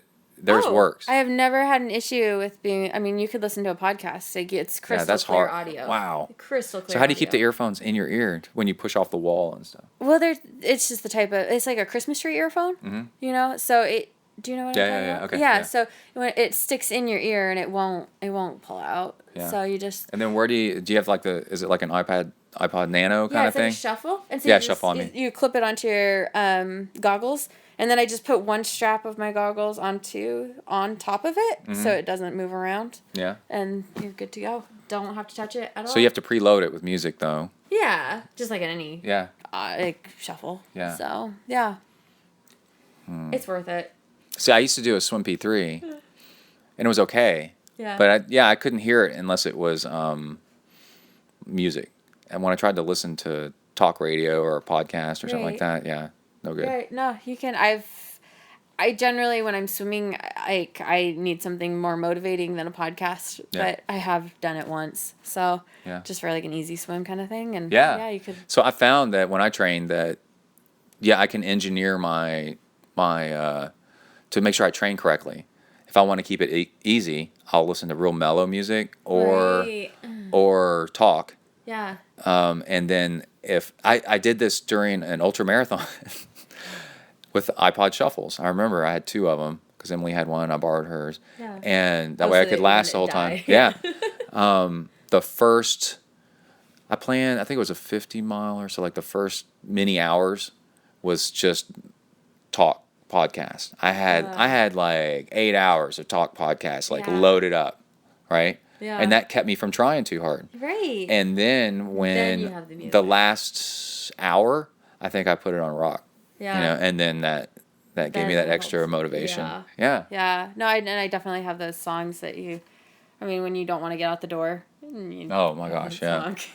Okay, so let's see. I've got is your coach Jesse K. We've already covered that. Yeah. Looks like. And then what do you think his training philosophy is? Has he told you a training philosophy, or you just started? Oh gosh. Does he give you workouts, or you just kind of report to him what you're doing? Oh yeah, he gives me workouts and we talk and everything and go back and forth. He always gives me feedback on every single workout, which is crazy. But Yeah. I don't know what his big. What kind of feedback does he give you? Like you're trying too hard, you're trying too easy, just like general stuff, or is he like super specific? I think it depends on the workout, how it went, what I said, things like that. Like, I mean, it ranges from that was a solid swim to, several paragraphs kind of thing about, whatever. So, yeah, it just ranges depending on what I need, depending on what he feels and thinks and stuff. So, yeah, it's been a good relationship. So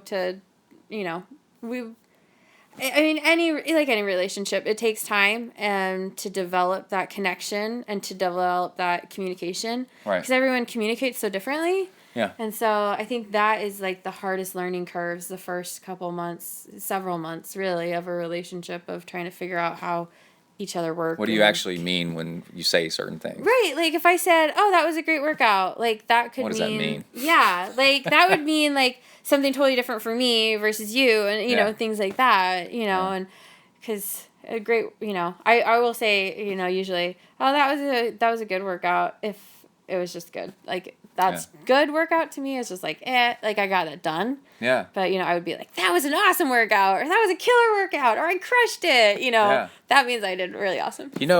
Somebody said, I was listening to a coaching podcast or training podcast, and they said something about, wouldn't it be great if, you might have heard this too, if after a workout, there was a way for them to figure out if it was actually a good workout or not for you. And then I thought, well, the closest they've come, because I use some Sunto stuff, Right. is there's a smiley face on your watch. Have you seen that? Yeah. It was a scale of 1 to 5. Yeah. And you can turn that off or on, so you don't have to have it. Yeah. But it's cool because on your calendar, on the You'll have Sunto's happy website, it's got happy faces. faces and like really happy, or scale of 1 to 5 happy. Yeah. And it's that's kind of good, if you know what you're doing. If you know when you what excellent actually really means. Yeah, I was gonna say, because I don't know. I think that's something that I faced a lot in like the medical field. I was a nurse and stuff like that. That I got really frustrated with that. Like people would view like patients as numbers, And that's like, they would see these numbers, these numbers mean something, and that's what this patient is or whatever. And I think that a lot of times triathletes do that same thing for like workouts, is that, well, these numbers tell me that this workout wasn't like up to par and it wasn't, what, well, like take into the account that like yesterday you just, traveled overseas, 15 hours and, you didn't sleep the night before, or, you were up all night with a kid, or you didn't, fuel correctly for your workout, or, different things like that. Like, numbers don't always tell you the whole story, like, that you need to, like, figure out for yourself. Yeah, it's like, well, how did those numbers make you feel? Yeah, like, how did you actually feel, and what can you do different, and what did you do good, and stuff like that. I mean, it's something that you said in your last podcast about, like after a race, like how you always like write stuff down, to like, that's what a lot of times you need to do like for workouts or whatever. Like I heard of Gwen Jorgensen doing this, and so I started doing it. And I every night I have an app on my phone, and I put in 3 things that I feel like went well, and 3 things that I could work on for that day relating to triathlon and stuff. So it's been really good. Yeah, we learned something like that. I forgot where we heard about it, but we do it as a family around the dinner table at night. Oh, that's awesome. It's really smart. Yeah. Because it gets you to get stuff out of your kid as your kid gets older. Yeah. What were 3 good things and 3 bad things today? Or something good and something bad. I don't know if we do the 3. But we just go around the table and say what was good and what was bad. Yeah. And then you kind of learn, like you were saying, it's a communication thing. Yeah. What makes the other person happy? Especially with a young person growing up, you don't know what makes them tick yet. You got to learn what they really like. Yeah. And so, what makes what do you? Well, and they're learning. And then too. And they're in school or something, so you're not with them all day. So you're kind of like, they tell you, well, it really sucked with somebody making fun of me, and you're like, what? What? Yeah. That. Oh, Emily's always like, what was his name? Out. Yeah. Emily's got a list of kids that she's going to go beat up someday that have ever been mean to Kai. It's really funny. I know. Like, I never knew how defensive and how much something like that would, like, makes me feel. Uh-huh. Like, I think it makes me feel worse than her. Yeah, like, so. Yeah. Emily's wanted to go talk to kids after a soccer game. Yeah. I'm like, Emily, stay over here. Don't be in the news. Don't be that one. But he shoved Kai. And I'm like, dude, just stay out of it. Exactly. Yeah. Okay. Let's see.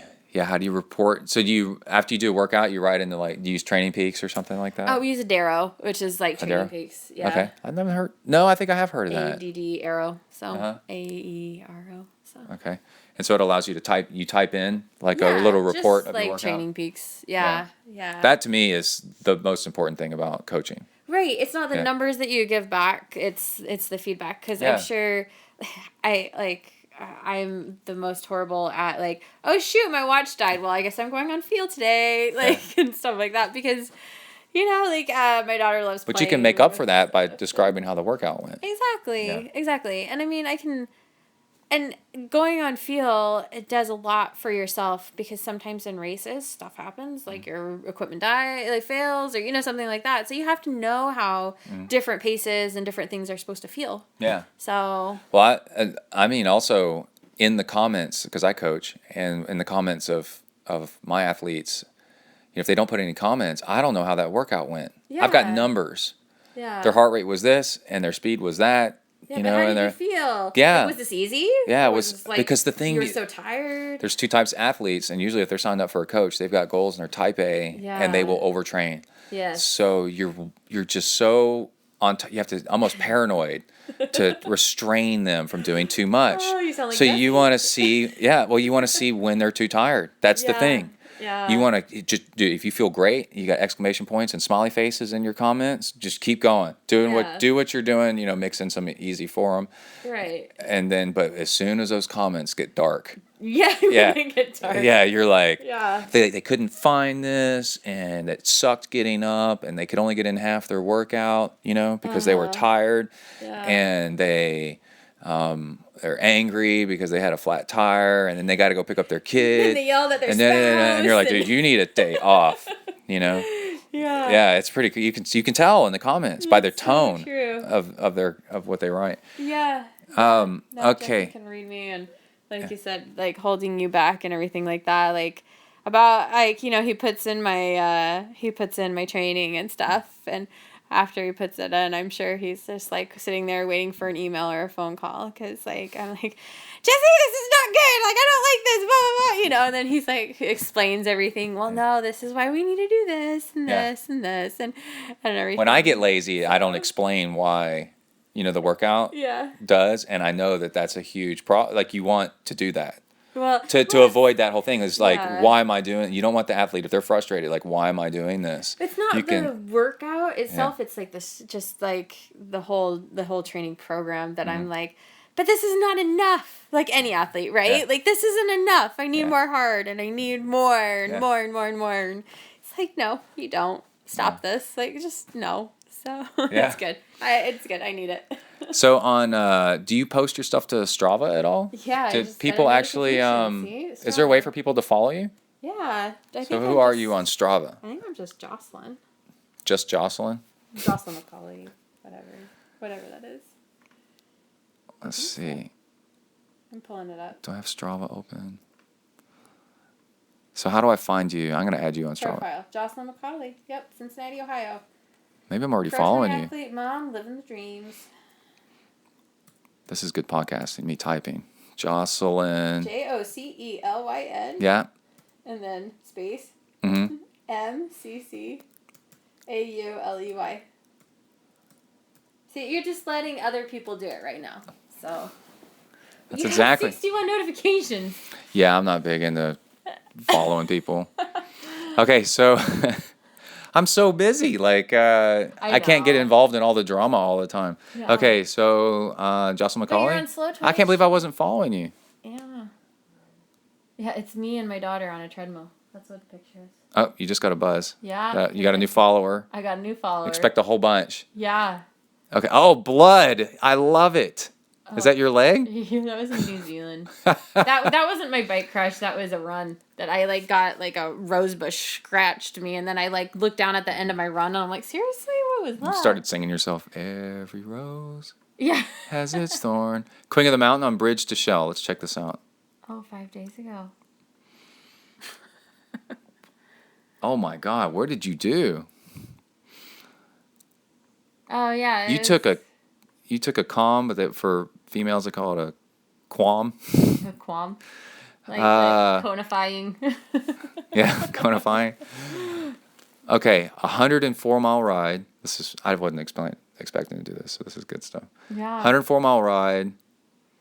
The watts are wrong, so just ignore those. 21.4 miles per hour. This is around, do you think, this is just Texas. Around the Woodlands area, but not, is this not the race course? No, well, it's part of the old race course. Mm-hmm. Some of it's part of the old Ironman Texas race course. I love that old course. Yeah, so this part right here is, but then that part isn't. Out to Willis isn't, so yeah. So you took a 12-minute King of the Mountain, Queen of the Mountain. Wow. That's hard to do.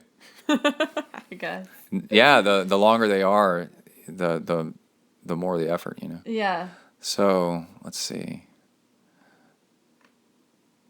Let's check out this. See who else is on here. See if we see any names. Oh, I saw Patrick Lang. Yeah. Patrick Lang? Yeah. Yeah, he was like 30 seconds faster. Okay, wait, no. He was 7 seconds faster. So, but it's only a 3-minute. Yeah, you're not competitive at all. I see that.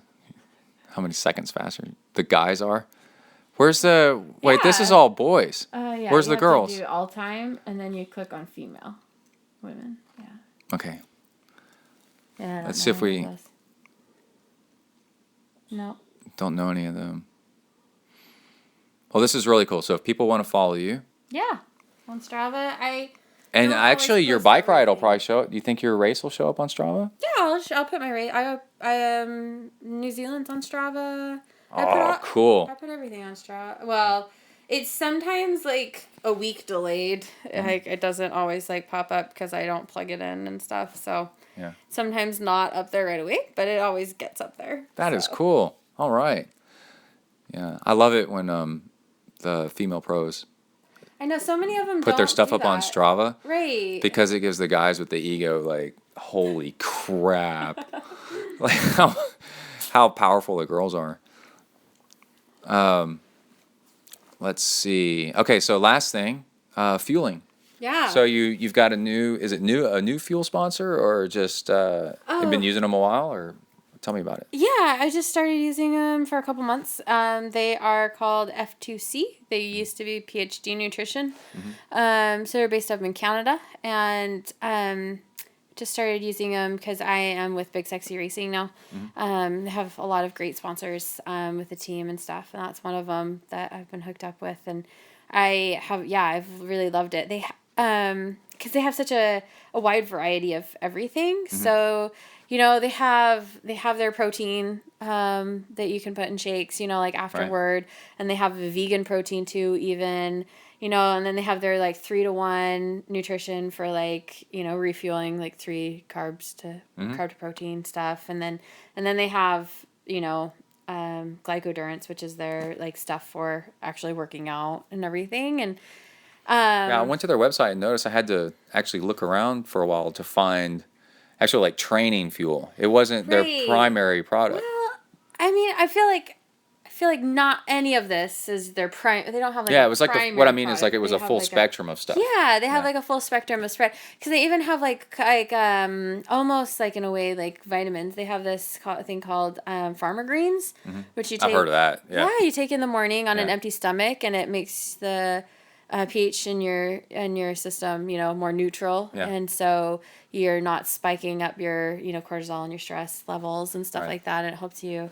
A lot of Olympians use that to help with it. And so because I'm a lifetime triathlete, I want to be a lifetime triathlete. I've gotten big into trying to do lower carb all the time, right, and a higher fat, and I've noticed it definitely works, but then it does seem to compromise, your workouts a little bit. Yeah. You don't have quite the power, as if you were eating as many simple sugars and stuff. But then I was actually did that blood test, or no, that metabolic test years ago, and that was really high carb burner. Yeah. To the point where I was going to bonk, and which I do, in Ironmans, I bonk towards run because I used too much sugar back then, and so what. I know racing at the pro level and stuff is, it's guns a-blazing. So you got to do the best stuff. Right. But what is your strategy for, how many calories per hour do you take in while training versus while racing? And is it the same? Do you fuel your workouts like you race your workouts? And then what do you do kind of for that? Yeah, I think that you have to fuel your workouts like you are going to race, or you're not going to be able to know what that's going to feel like, right? Yeah. I know, and you won't be able to ingest the amount of calories that you need. Right. So then how do you balance your daily diet away from the bike and the swim and the run to counteract all those simple carbs? Yeah. I mean, Jesse has the core diet, which is in a nutshell, it's, cut out those simple carbs, those simple sugars, those, refined foods, just cut them out of your diet, and let's eat fruits, vegetables, and lean proteins and, things like that. Nuts, legumes, and everything. So that, I think, So no simple sugars. Right, off the bike. Don't do so many times people are like, oh, I need carbs, during the day, and so I'm going to take bread and I'm going to eat some pasta tonight, and I'm going to pasta and bread counts as a simple sugar as well. Yeah. So doing more, just lots of fruits and vegetables and everything like that. Because the thing is that when I'm on my bike and when I'm working out, and we work out so much and I'm fueling around 400 calories an hour while I'm working out, and so that is a whole bunch of carbs and a whole bunch of simple sugars. So I'm getting that in my diet already. Yeah. While I work out and take in my 1,000+ calories while I run, bike, swim, and stuff. So we got to make all the other calories that we take in actually count, and actually get in our nutrients and everything that we need. So what about for a swim workout? What do you do? And then during the race, you got an hour-long swim in an Ironman. What do you do during that period of time? Yeah, I take a gel. I mean, I have a big breakfast in the morning, obviously. And then I take a gel, around 20 minutes before the race, right before I hop in for a swim warm-up kind of thing. and then swim, do the race. And then when I hop out and I get on my bike, I have another gel and sports nutrition and just. So breakfast will carry you through the swim. Yeah. In the Ironman and a swim workout. Or do you do the thing with you have a fuel bottle on the side? Yeah, I generally in a swim workout, like I don't like wake up early enough to get in a big breakfast to then go swim and and stuff like that. Depending on when my swim is, if it's in the AM or in the afternoon and stuff. So, if I can't get in enough breakfast, then I'll take a bottle of like glycodurants and stuff and have it on the side of the pool for me. So. All right. Yeah. Cool. So, have I not asked you something you want to get out there or? We haven't really talked about Ironman Texas coming up. So, do you have a strategy for that? Or you don't want to let it get out there, or is it not top secret? I don't care. I mean, I'm gonna. Well, you said for New Zealand, right? Find a swimmer that's faster than you. Yeah. This is advice for everybody. Yeah. Find a swimmer that's faster feet. than you. Yeah. Find good feet. I like that. Yeah, and then find people on the bike that are around. Have you already gone through the list of starters and figured out who you want to stick with? And yeah, I really honestly thank you, Thorsten, for putting that all stuff together because you're able to. So Thorsten puts out this list of and estimated times that people are going to hit for the swim, bike, and run. And so you're able to see, okay, well, I can probably swim with them. There has never been a sport like triathlon for people with OCD, has there? I know, seriously. That love data. Woo! Yeah. Thorsten's in heaven, doing all this stuff. Oh, yeah, he is. Oh, and my husband is too. Him and Thorsten geeked out a little bit after Mallorca together, so... But yeah, so, and then just, find someone to bike with. And if you don't, then, have a nice, heart rate or power strategy on the bike. Right. Well, like you said in New Zealand, up to a point, right? How hard you'll go on the bike. Yeah. If you said somebody was mad that you wouldn't take the lead on the bike, but I know exactly what you're talking about. Yeah. Because I'm not going faster than this.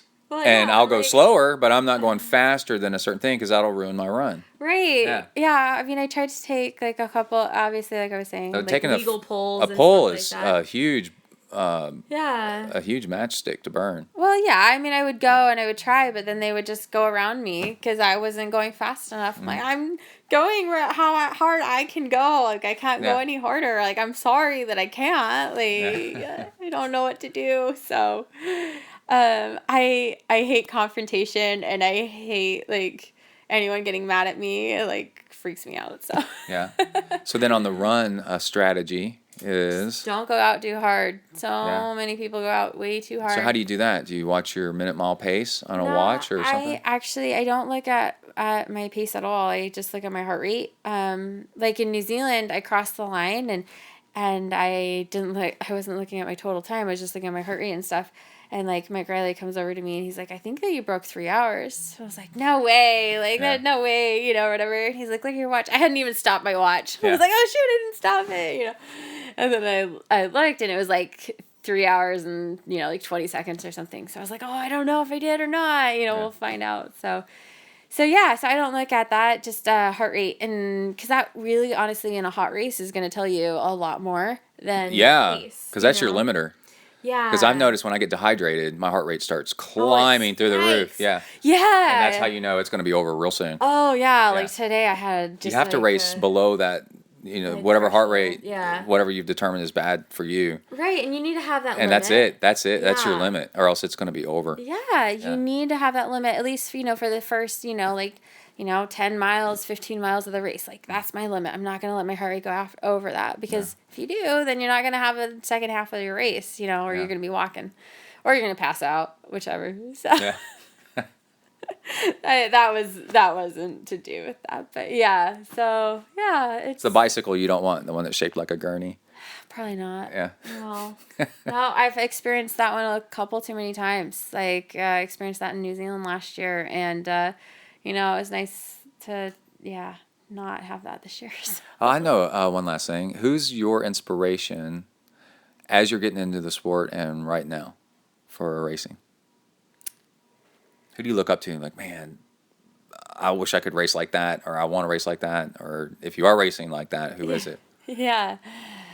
Yeah, that's like a hard question. I mean, I guess you said inspiration. The first thing that came to mind is my family. My family is like a huge inspiration to me. Like, and like I have things written on my arrow bottle on my bike, and one of the biggest ones is like family sacrifices. And just like investments, or, whichever word you want to use, because they are more investments. But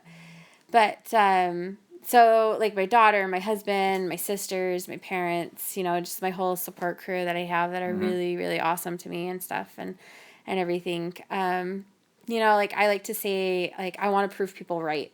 Like, I don't care about proving people wrong. Like I can do that all day. I want to prove people right. I want to prove those people who believe in me that I can actually do what they think, Yeah. So I think I like to have more positivity in my life than all this negativity if we can, try to and stuff.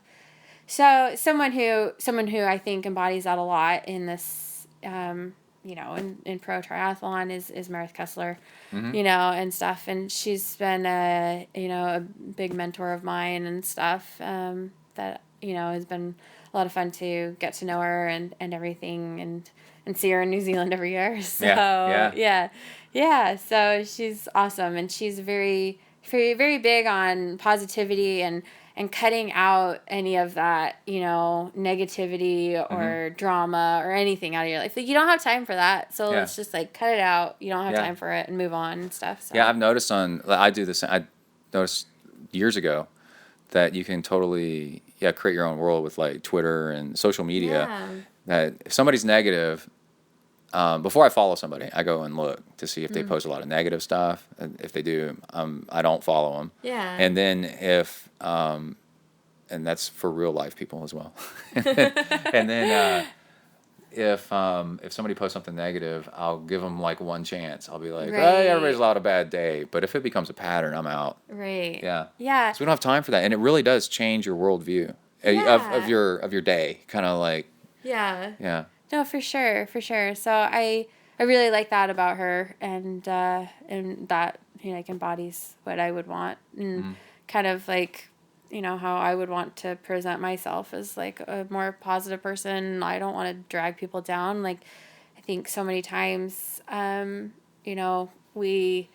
because we are all competitive against each other in this like triathlon world and stuff, like we think that we have to pull someone down to be able to get above them, and that's not true. Like, I think that if we all try to like lift each other up, we're going to find a new level of this that, we all can get to, and I think that has a lot to do with your upbringing, because I'm the same way. Yeah. Is my family, we don't do negative. Right. We don't do negativity. It's just not, it's not worth your time. Right. Well, you try not to. There's always some negativity of some kind, but you try to, But and now there's this big field of science, positive psychology. Yeah. It's so cool because they're like, okay, we spent our whole history of mankind figuring out, especially the last 100 years or so, what is I forgot what they call it, but stuff that's wrong, different kinds of pathy. Okay.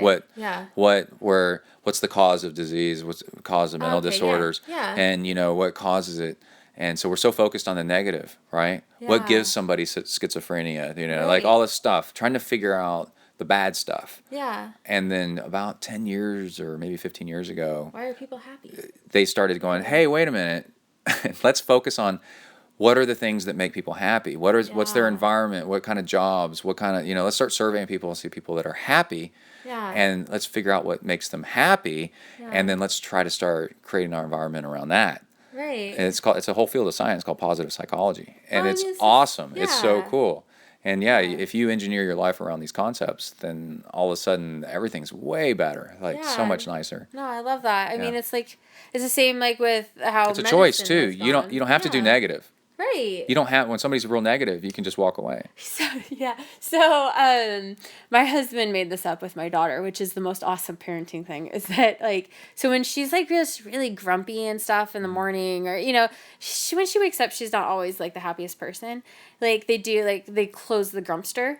So my husband holds his arms out like this, out wide, and then she takes her hands on top of his hands and closes them together. And then gotta make her do it.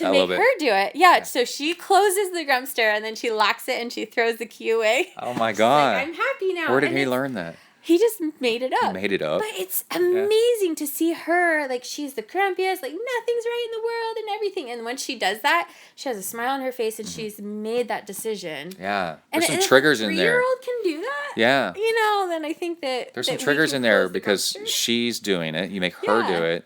There's a Yeah. physical action. It's visible. It's visual, physical, touch. Yeah. You know. Yeah. And do they kind of like sing something when they do it? Because if you put some music to that, like a little tune that they sing, gotta close the grumpster, like that. We can do then the grumpster song. then you've got like all the pieces that make something like a psychological like change. Yeah. Yeah.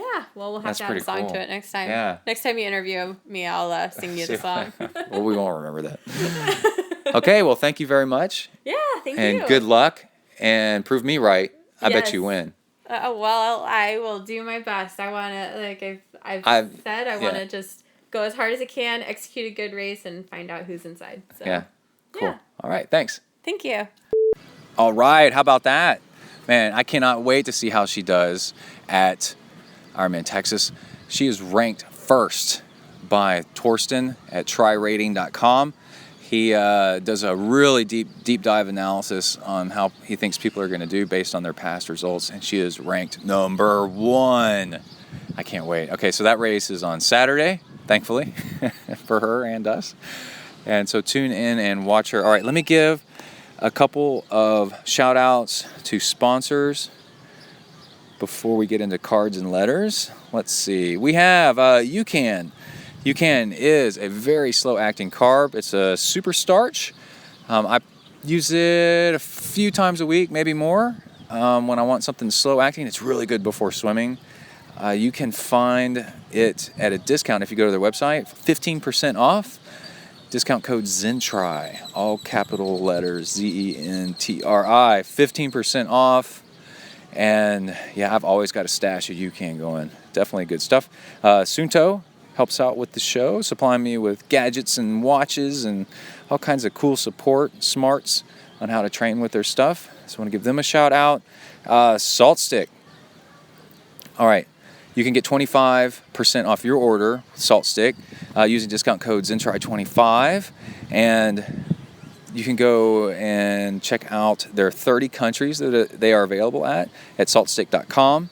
And they have a store locator actually on saltstick.com, so you can find the nearest place that carries it so that you can look at their stuff in person.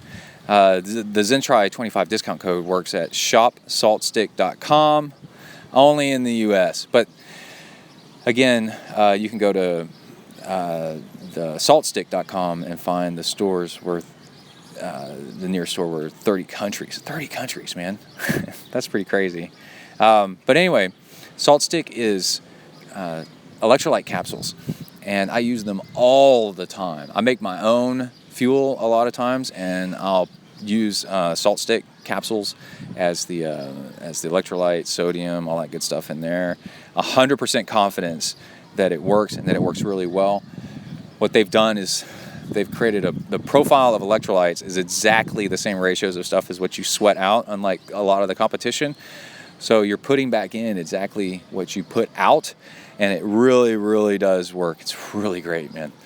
And again, you can get 25% off with discount code ZenTri25. And I came up with this tagline, so they're going to have to run with it.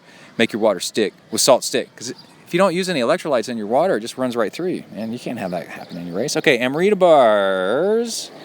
We've got a new discount code. Amrita Team 2017. 25% off. Amrita Team 2017. Did I say that? Did I say that 2017? Amrita Team 2017. 25% off anything on their site, anytime. Flat $5 shipping. Okay, so these are date-based bars that are hypoallergenic. They don't have nuts, so if you have a nut allergy, they have a seed base instead of nuts, so that's how you get your protein and fats through seeds. What I found out is they're easy on the stomach, but they're kind of slow acting. So I've started using them before swims as well. That way, as you digest it, as you're swimming, you got an even flow of energy the entire time. It's really, really smart. Another benefit is, well, we're coming out of winter, so maybe if you're down under, this might apply to you. They don't freeze like other bars. They don't get hard and freeze solid if they get really cold. They're soft, they're chewy, they're really good. They're really low in allergens, or have no allergens actually, and that helps reduce inflammation, which is a big deal in training. So check it out. Again, Amrita Team 2017. AmritaHealthFoods.com is where you can go and check them out. Okay, I think that's it for sponsors. And we're not going to do a training log this time. I didn't record one because I want to get this interview with Jocelyn out as fast as I can. Y'all hear these laughing goals. They sound like dog squeeze toys. Anyway, let's go ahead and go into the cards and letters. And then after that, I got a lot of questions that need answering in those things. And then after that, we'll wrap up the show and head on out. Okay, here we go. All right, let's go ahead and get to our cards and letters.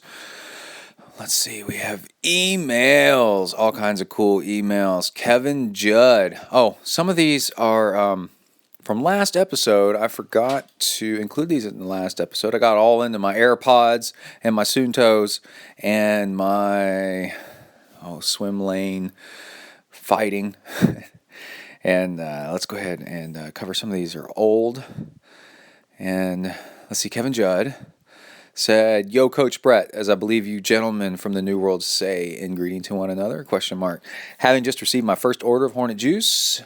Thank you very much. And it got me to thinking, here I am, an Englishman who lives in Belgium but works in Germany, who likes to listen to a guy who's all the way over in America talk about Zen, triathlon, and all sorts of useful training stuff. And by the way, I'm about half German, half Swedish, half Scotch-Irish. And let's see, talk about Zen, triathlon, and all sorts of useful training stuff while I'm driving 9 hours across Europe down to Bavaria, the fatherland. And I ordered some Hornet Juice on your website, and lo and behold, just a few days later, I received the package all the way from New Zealand! ! Question mark. How good is that? Truly international. I guess that makes you world famous, Brett. Smiling face. I am not a triathlete, but I do like to run. Mr. Slow Joe, that's me. That's cool. And after years of being regularly wounded in action, I stumbled across your podcast. Since then, I have learned shed loads. Well, that's a new way to say it. About stuff. And I have been injury-free for the last 12 months. Well, I'm glad my injury-freeness when it left my body as I got injured, it went to somebody that could use it. So glad you're using it. 12 months through mixing things up, i.e. swim a bit, run a bit, bike a bit, and even hill walking with the missus. 2 exclamation points. Who knows, maybe one day I'll try a try, ? Yeah, you never know, man. Just go with the flow. Have some goals, but just, do what comes. And let's see, I'm out for my first run with Hornet Juice tomorrow. Working the uphills and cruising the downhills.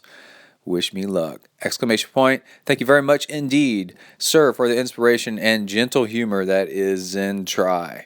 Keep up the good work! 3 exclamation points.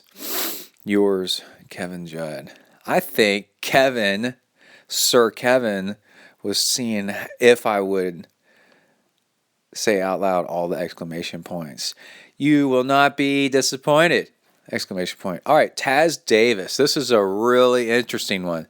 Taz, this is a long email, and it's all great, but I don't know if I have time to read the whole thing on the whole episode, even though it is fantastic. Taz is... What's Taz? The last name, Davis. Taz Davis is one hell of a woman, of a triathlete, of a person. This is really cool. Greetings, Brett! ! I'm a longtime fan of your podcast and a sometimes money contributor, and I also have a t-shirt. Yeah, that's right. You can get a ZenTri t-shirt at zentriathlon.com, by the way.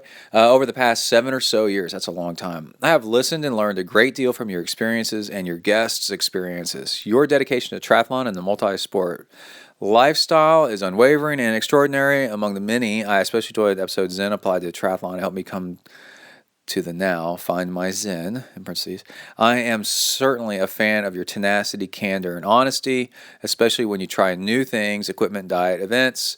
I have followed your journeys through many facets of your training and for a varied amount of events, from swimming across Lake Tahoe to a local 5K and Ironman Canada, Vancouver, to name a few. You totally deserve high props for example, maintaining the balance of journey. Okay, I'm going to read this fast because this is so good, and I want to get to it. Career and family, all while training for a long course triathlon. Oh, you totally deserve high props for your example of maintaining the balance of having a career and a family, all while training for a long course triathlon. That is harder than any qualifying slot for Kona. Well, thank you very much. Your wife and son are an integral part of all the aspects of your life, and support of you and your dedication to this is outstanding. You have inspired so many along the way, which brings me to Iron Baby and Ultra Baby. It is because of Iron Baby. That's where I do a self-supported Ironman. I have been doing them yearly, but I did an self-supported Ultraman, which is like a double and a half, triple kind of Ironman. I did that 2 falls ago, and I'm trying to recover from that. And then I did an Ironman within like 8 months, and trying to recover from that. I didn't do one last fall, but I might do one this fall. Okay, because I like doing them every year in the fall. It is because of Iron Baby that several years ago, I dreamed up of doing my own solo long course triathlon right here in my hometown, the island of Key West, Florida. This is where it gets so cool. Mine will be called Iron Taz. The basic idea was to train for and do a self-supported iron distance solo effort. All I would need is someone to hold my bike for me at the beach while I swam 2.5 miles, and then I would bike 115. Are you noticing a pattern here? Then leave my bike at my house and run 26.5. in the parentheses, because 140.6 isn't enough. For the rest of the sport, I would stop at a store or put drop bags the night before. Oh, but circumstances, parentheses, injuries, delayed my first Iron Taz 144 until last year. Specifically, in most of 2015, before the first Iron Taz, I began to come back from foot injuries. It took me many months to recover from, and I did not know whether I'd ever run again or even walk pain-free. It was an arduous journey, but I slowly came back with the help of doctors at Southernmost Foot and Ankle, Key West. I should read stuff with a Southern accent. More than I already got. That would be funny, wouldn't it? Okay, well, I'm not going to ruin her email by doing that right now. I can't just entertain myself. This is supposed to entertain y'all. Who are also athletes and trusted friends. I also owe a great deal of gratitude to my many friends, and especially Coach Mark Coleman. I think I know him. And, wait. I know a Zen Mark Coleman, and my family here on the island of Key West, who morally supported me through tough times and a benchmark race that ultimately brought me back to the start line of my first Iron Taz 144. You know what? As an aside, we should try to interview her. What was a mind-blowing adventure it was. 2 exclamation points. More on that in a moment. But first, I'm also forever hugely grateful to you, Brett Blankner, for your unknowing inspiration to me throughout years of listening to your podcast and your annual Iron Baby solo triathlon. Gosh, I think I've done them like 10, 12 years, or 15 years. However old Kai is, 12 years. You have been in my ear on a lot of bikes and runs with me. This year, it will be the second time and a little longer distance than the first Iron Taz last year. I'm going to go 150 miles. As I am embarking upon Iron Taz 150, I wanted to personally let you know you're a far-wide inspiration. You have helped me. I said I wasn't going to read the whole thing. I'm totally like reading the whole thing. Others during the last year's event, many people came out and participated with me along the way. It was incredible! Exclamation point. Yes, it is. They do that with mine too, and it's the coolest. They start joining you, and I tell people you can join me for any or all of it. Right? Bring your stuff, and I do a running loop, and you can run 1 mile. You can run 3 miles. You can run, whatever, all that you want. You can do a half marathon. You can do half the swim, half the bike, and half the run. Then you've done a half Ironman, self-supported. Whatever you want. I just kind of lay out the general kind of course and say, have fun. And it ends up being crazy. I'm talking about mine right now. Let's go back to hers. And, my intention on Iron Taz. Wait. I missed something. I kind of felt like Forrest Gump. It was so amazing. As a result, many more were inspired to become more active and even new triathletes because of the experience. Unbeknownst to me, many people watched the posts from my friends on Facebook and were motivated further. Directly or indirectly, you and your Iron Baby continue to inspire. While my intention with Iron Taz was a merely quiet personal accomplishment, ended up being so much more. In essence, it ended up not just uniting a small island triathlon community, but producing new people to fitness, introducing new people to fitness. And also to let them know that, yes, anything is possible. People ask why I do it, if there's a charity, and how they can help. I tell them that it's just for fun, and they can come out and participate in some or all. Come swim 100 yards or run a marathon. Just come on out. During last April's event, I was surrounded by people of all walks of life and fitness levels. There were ultramarathoners, a world champion obstacle racer, a Kona participant, a first-time ZenTri rider, or several of them, Key West high school track coaches, and even little kids. And the list goes on. Fun for all and all for fun. Man, this is so true. I could tell you many, many stories of the people who swam, biked, or ran with me and tell them the positive impact it had on them. That would make another 1,000 words. Basically, I just wanted to thank you for doing what you do. I also wanted you to know the impact you have on others. Please keep doing what you do and telling the world about it. All of it. Also, I invite you to join or watch me from Facebook. This is where I failed on my end. I didn't read it. I didn't get to reading this on my podcast, but I did Instagram it, and she knows this. Taz knows this. I'm telling y'all. I Instagrammed it. I tweeted it, and that's all patched over to Facebook. Anyway, and I have like 6,000-7,000 followers on Twitter, so it got out to a lot of people. And she sent me a T-shirt. It was so cool. And so it looks like she's probably going to do it next year, I hope. And oh, man, I'd love to go to Key West. That would be pretty rad to come do that one with her. For Iron Taz, 150, because 140.6 isn't enough. With highest regards, Taz Elizabeth Davis. Now, check this out. She's an Ironman certified coach.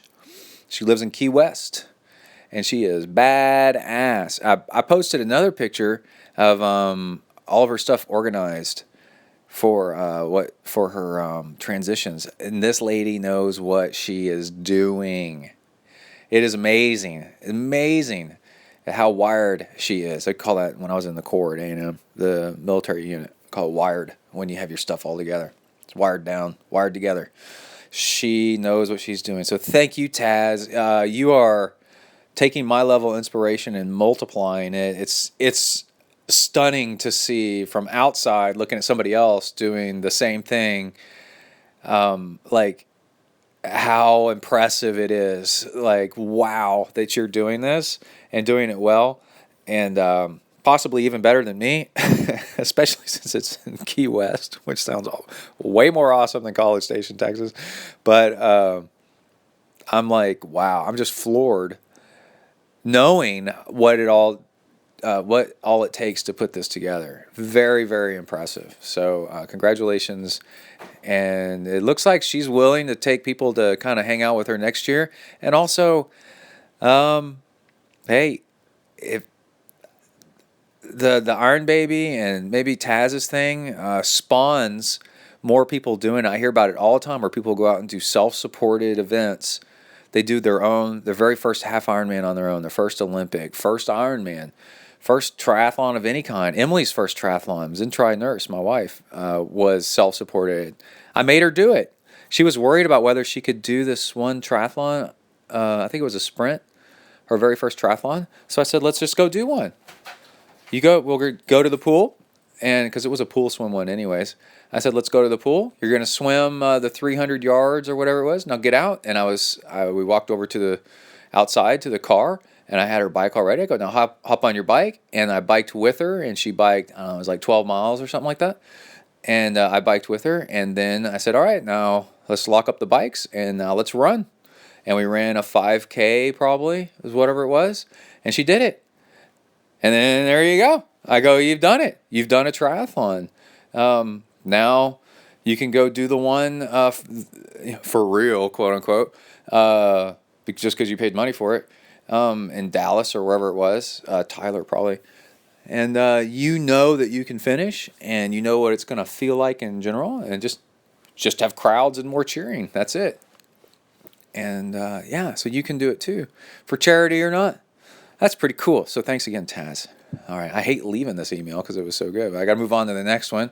Matt Biggin. This guy's great. Y'all notice the cow? Oh, I told the story a couple of podcasts ago about somebody please send in a horror story, a spooky story about cows, where when you realize I was at a bonfire. This is a true story. I was at a bonfire, kinda, and a few weeks ago, and there was cows around the perimeter coming up, and they kept getting closer and closer, and you could kind of see them through the firelight, just hovering around. They were kind of scared of the fire, so they were like hovering kind of on the edge of the darkness, and it was in a weird way, it was almost spooky. And I made the joke that you can tell which ones are venomous because they have vertical slits for eyes. That's how you can tell if a snake is venomous or if it's non-venomous, is if it has round pupils or if it has slit pupils like a cat. If it has slit pupils, then it's venomous. And I said, look at that cow over there. He's got slit pupils. That's how you know it's venomous.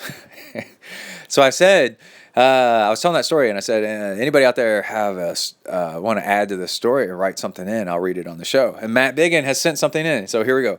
Y'all notice the cow hovering. Oh man, I messed it up. Y'all noticed the cow hovering ever so close to the campfire light, almost as if it was a cold-blooded creature making the attempt to keep itself awake. We'll change it there, for an impending strike. It was a tad freaky when I turned around to see its eyes mimicking ones of a venomous snake, and its exhalations, hey, that's a $5 word right there, turning into a slow-rolling fog from its nostrils. I had to double take at the creature. Matt Biggin, is English your first language? Okay, I had to double take at the creature, which I instantaneously regretted. Nietzsche's words played throughout this meeting of the eyes, and if you gaze long into an abyss, the abyss also gazes into you. I began to ponder these words and caught myself even mouthing them as if I was trying to teach a baby its first words. The others around the campfire found themselves caught in the exact same gaze with the cow. See, here I would have said with the beast. Okay, but with the cow, I started to hear them slowly chanting. What? Almost as if they're instructed by a higher power to say the quote aloud, ... Fortunately, we soon realized that after our 15-mile hike into these very woods, that it was just a case of ... hypoglycemia. Read the remainder at 1.5x speed. Okay, so we ripped open a box of Amrita bars and got to work. As for the cow, well, the animals never spoke up again. The end! Exclamation point. Brett, I had fun doing this. I wasn't sure if you were serious about it, but I had some free time and decided to dive in! Exclamation point. Awesome episode, by the way. I love hearing about training and future endeavors to hopefully see these fulfilled come early fall! Exclamation point. Regards, Matt Biggin. Okay, I want to add to this. Somebody, Matt, you or anybody, it could be multiple people, send in a story about a Japanese samurai in... Kai's home, he's coming downstairs. About a Japanese samurai during the Shogun era. But instead of a horse, he has a bicycle. And he's going into battle with his bicycle. And you can talk about the make of the steel. You know, like their swords are like really special. The make of the steel, his body armor, his goal. You know, he has to go in and attack this wall. And then ninjas coming out and fighting him. And what else? The tea ceremony. But then everything has to revolve around he rides a bicycle instead of a horse, which would be really good. So please, somebody write that story and send it in. I'll read it on the show. All right. Hello? All right, I'm back. Sorry, had to Had to put some sunburn lotion on Kai's back. He was outside at a pool and playing basketball all day. Still doesn't understand how the sunburn happens in sunscreen and stuff. Even though I felt like we've explained it about 1,000 times, but I think now he gets it. Now that he's gotten burned pretty good. Anyway, let's see. We have donations from Todd Nelson, Matthew Heinz, Allison Frutos, Matthew Frois, M. Webb, Troy Forsland. He did the one-time donation. That was pretty cool. Tyler Moyer, Spiros Fetsis, Dwayne Morin, Joseph Dieber, and Joseph Rogalski. What's up, dude? Houston Marsh. What's up, dude? And Michael Radogna. What's up, dude?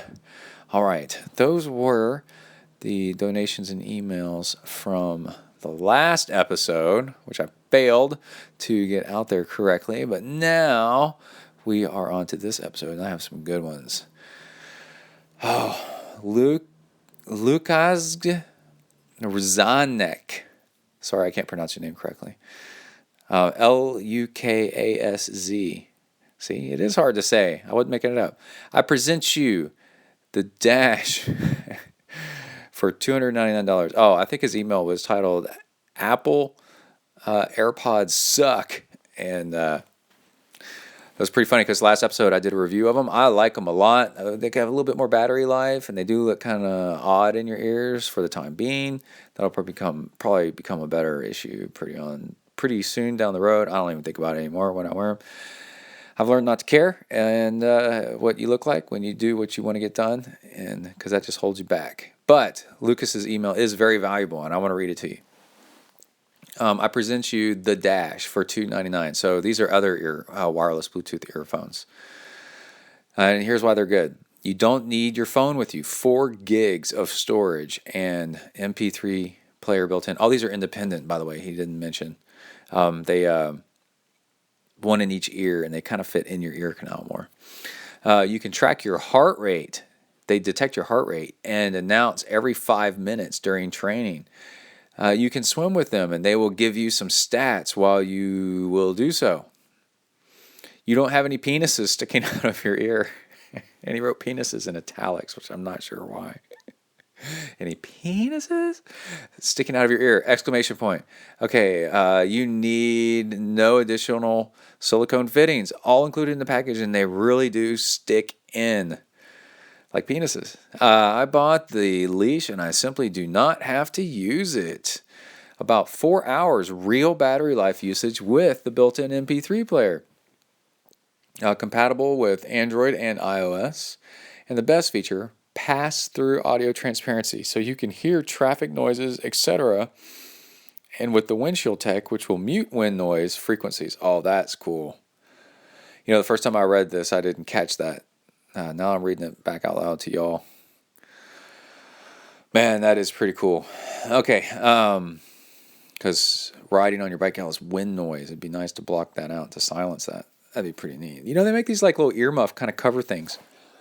By the way, now that I think of it, I should mention they're probably $1. You can put over your ears. They look like earmuffs, and they're just foam, and they slow down the wind enough where you don't get wind noise when you ride into the wind. They're kind of like ear warmers or something like that, but made for cycling. They're kind of cool. Okay, let's see. Carrying case with 5 to 6 charges in it, similar to the AirPods. Oh, it's getting late, man. Oh, I need to go to bed. I was up early swimming this morning. And let's see, good over-the-phone quality. At least no one ever complained. Boy, man. My, as you heard at the beginning of the show, the audio that I recorded, recording audio from the AirPods was crap. Since I bought them, I can't imagine going back and being forced to carry my phone with me. And it's so cool, is the way he wrote it. To swim with your best training tracks. Counting pool lengths out loud is not a bad thing as well. What? They count pool lengths out loud? Are you kidding me? Cheers, mate. Exclamation point. Oh, dude, now I'm jealous. But they're $300. Oh, I got mine. I had a $100 gift certificate, so I got mine for like $79. And I've heard the AirPods are actually waterproofish. So theoretically, I could swim with them, although I don't have the money to try it. All right. Oh, they wouldn't work anyway because the water would block the radio signal. Okay, Mark wrote in, "Hey, Brett, do you know when my order will arrive?" Yeah, Hornet Juice does take 1 to 2 weeks to get there, at the most, 10 business days. Because it is come from New Zealand. The previous one was quite quick, and I have 3 weeks of training before my first IM race, Ironman Australia, on the 7th of May. I've listened to your great podcast for several years, and starting out with the Olympic distance races to building up to 70.3 when I lived back in the UK, all self-trained with advice from your shows. ZenTri Triathlon, ruining coaches' careers for... What year are we on? 12 years? 13, 14 years. Okay, since moving to Australia 20 months ago, I have, so cool, man. I've not done an event and wasn't doing any training until October 2016 when I signed up for Ironman Australia to mark my 40th birthday this year. It's an 8-hour drive down the coast from Brisbane. I've heard of Brisbane, where I live, to Port Macquarie, where the event is one of the oldest IM events on the calendar. Now in its 31st year. Okay, I'm not doing it right. Exclamation point. I got to get in the mode to do Australian. My name is Bruce. Hello, Bruce. Okay, I got myself a coach and have built up to 15 hours a week training for the last 3 months. Nice, dude. That's legit. As well as a full-time job, 2.5 hours commuting a day. Oh, man, I hope you can do some of that as like on the bike or on the run of that commuting instead of just all driving. Being an ex-rugby player, I'm on the heavier side, 90 kilograms and 190 centimeters tall. I don't know what that is in Texan, but it sounds big. Then I'm on a 6-year-old felt F85 road bike, so it won't be challenging for the podium, but looking to nail the event and finish to beat mine and others' expectations of my ability. Oh, I like that. Do better than what you think people think you can do. Surprise them. Ooh, that's good. And, of course, silence the fear that is an ever-present voice. Exclamation point. I don't know why my throat got so scratchy. Keep up the great work, and I look forward to receiving my Hornet Juice soon to help me smash these last couple of weeks training and obviously the event. Cheers, Mark. All right, so keep up the great work, and I look forward to receiving my Hornet Juice soon to help me smash these last couple of weeks training and obviously the event. Cheers, Mark. All right, we've got a donation from Brett Hoyer. Kevin Judd, with an email. Oh my God, this thing's long. Hello again, Coach Brett. So Kevin Judd was the guy that donated earlier. Yeah, okay. So after a bit of delay, I finally got the chance to try out the old Hornet Juice this weekend. The story's a bit long-winded, but hopefully you'll see my point at the end if you haven't lost the will to live before you finished reading Smiley Face. On Sunday, I had to drag my sorry arse across Munich to get to the laundry, and rather than wasting hours, sat watching my smalls go round and round in circles. I don't know what that means.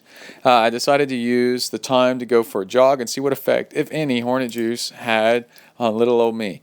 As I said before in previous emails, I'm not, in capital letters, not triathlete, in the parentheses, yet. But your podcast has lit a candle somewhere deep in my mind, and what happened on Sunday has certainly given me food for thought. Mixing up the Hornet Juice, I found myself actually reading the instructions. Oh, that's rare. Not something I usually bother with. And I saw the best way to take the stuff is on an empty stomach. So, against my better wishes, I skipped the breakfast cereals and scrambly eggs that I usually have on Sunday and just drove into town. Zoe. Oh, remember Roxy? Oh, I miss Roxy. Hey, Zoe's wanting to partake in the story here. She's getting up on the couch, the studio couch next to me. Here's her collar. You gonna breathe? Okay, that's Zoe breathing. God, she is a handful, man. Okay, Zoe's my Mountain View Cur, probably, mix, or Yellow Lab mix, kind of hard to tell, kind of a mix of two. She's some kind of hunting dog that a guy was wanting to throw away, and we rescued her. She's a good girl. She's got so many problems. Yes, she does. You have so many problems. Yes, well, we'll fix you. We'll fix you through running you. And by running you, you'll learn to behave. Right, girl? Right, baby girl? Scratch, scratch, scratch, scratch, scratch, scratch. Okay. She's probably like, who is this guy talking to over here? Into his phone. Okay, mixing up the Hornet juice. Oh, take the stuff. Right, I threw my washing in the first empty machine that I found and set out for a slow and easy 5K jog. I'd heard that there was a nice park in the area, and I was going to use the run to go find it. In no time, I'd found it and got to running around some really nice, with 5 eyes, leafy trails. After which I then trotted back to the laundry where I found my washing was just finishing. So as soon as it was ready, I threw it all into this one big tumble dryer things. Banged in a few euros. That's what she said. And headed straight back out again. I ended up running 14K. And, in capital and, while I was at the park for a second time that morning, I discovered there was a swimming pool in the same park. 3 exclamation points. Being a good podcast listener. That's good. Good podcast listener. And I've started leaving my swim gear in gym bag in the boot of my car. To Americans, that's the trunk. And after the laundry was done, I drove back to the pool in the park and I was able to jump in and bang out a half-mile swim. Hey, guess what, dude? By the way, Kevin, Mr. Judd, guess where my swimsuit is? It's in the car with my goggles and my swim cap and a towel so that I can go swim anytime I want. Okay, so after the laundry was done, I drove back to the pool in the park and was able to jump in and bang out a half-mile swim. 32 links by 25 meters. And nice and easy, just cruising along, as you say, and I felt good. And, hey, by the way, I swam this morning, and then I cracked the windows in my car and put my, this is Brett talking, I put my towel over the steering wheel and my swimsuit over the steering wheel and my goggles on the passenger side seat. And by 5 p.m., all dry. And when I got back in the car, I put it all back in my swim bag, and now it's all dry and ready to go. Okay, that's how you do it. Quit forgetting your stuff. Just leave it in the car. Now, this last bit was not my intention at all, but when I got home from the pool and before I could cook my grub, the bloody phone rang! Exclamation point. I wonder if he said it with a Texas accent. God dang, phone rang. Pow, pow. It was my oldest daughter calling from England. So, as I always do, I jumped on the exercise bike and gently pedaled while talking to her. This let me flush out my legs and a bit and completed my unplanned run, bike, swim. Lovely jubbly. I do not know what that means, dude. But look, you did a triathlon by accident because you took Hornet juice. And then in all caps, you're discovering triathlon all on your own, dude. That's pretty cool. In all caps, 2 lines down, he goes, and I still didn't feel hungry. 3 question marks. Dude, I bet you were hungry later. And that was the weird bit. I was still running on quote-unquote empty, having eaten only an apple after the swim, but I didn't really need food. I wanted food, but I didn't really need it. I thought to myself, if this is what the Hornet juice does, I'm in. 1, 2, 3. I think that's 6 exclamation points. To sum up, I got in a 14K run, a half-mile swim, and a 15K bike without really trying on a nice, relaxing Sunday. And I'm not a tri-athlete. Okay, we need to fix that. Do you really think that triathlete is spelled with a dash in it? Because we got to fix that. It doesn't. Or does it over there? I don't know. Okay. At least you spelled triathlete right. I like that. Okay, thanks again for the great podcast, all the Zen stuff, and that feeling that maybe one day, whatever, dude, you already did it. People think that triathlons are like some mysterious whatever that you have to discover, and they're so hard to come by, and you have to train forever to go do one. No, dude, you just did it by accident. You can do a triathlon by accident. Was it Saturday or Friday? I had the day off from work. We had a Good Friday off. Oh, but the pool was still open, so I went and swam. And then later in the day, I biked on the trainer. And then, I came home and ran that morning. And then I ran about 6 miles. I swam 2.4 miles. and then I ran 6, and then that afternoon, did we go mountain biking for almost 2 hours? So if that was on a road bike, what is 2 hours on the road bike? That'd be like 40 miles, something like that. Yeah, all in one day without even thinking about it. It's cross training, man. It's all good, dude. Anyway, I'm proud of you, dude. That is really cool. Kev, Joe Slow, Judd. I bet your daughter, when you're talking on the phone, I'm sure you told her all about this, and she was probably like, oh my God, my dad's nuts. That's how you know you're being a good dad, by the way. If your kids think you're crazy. Really, honestly, they tell their friends about how proud they are of you and how kick-ass you are. That's what Kai says. He tells me I'm absolutely freaking nuts and he can't stand it, but then I overhear him, and also he tells me, telling his friends, that his dad is awesome. So that's really cool. So I bet your daughter's doing the exact same thing. P.S. Good to hear that the feet are getting better! Exclamation point. Keep up the good work. Yes. Let's do a short aside here and talk about my feet. And I'm super stoked because I think I found a running route that I enjoy that is allowing my feet to get a little bit better. The craziest thing that I'm trying right now is not stretching my calves. I noticed, I document every day how my feet feel and what I did the day before. And I've noticed a pattern that they actually feel worse after I stretch my calves. Like it pulls on things too much. And I'm one of these people, they say that you can divide, scientists say you can divide people into two groups, those who benefit from stretching and those that don't, and or don't get injured. And there's lots and lots, half the people out there or more don't stretch and they don't get injured. And then if they start stretching, they get injured. So just do whatever works for you. And I hate this thing where you've got coaches that demands everybody stretches. Kai's his track team and his triathlon team, they're stretching before they exercise, and I'm like, I know that doesn't work for me. Anytime I do that, I end up with problems. So I've been doing the thing that everybody says to do is stretch. I got plantar fasciitis. You stretch the calves to relieve the tension that's pulling on your calves, that's pulling on your plantar fascia under your feet, and it lets them heal better. But I started noticing a pattern that the days that I skipped it, actually the next day my feet felt better.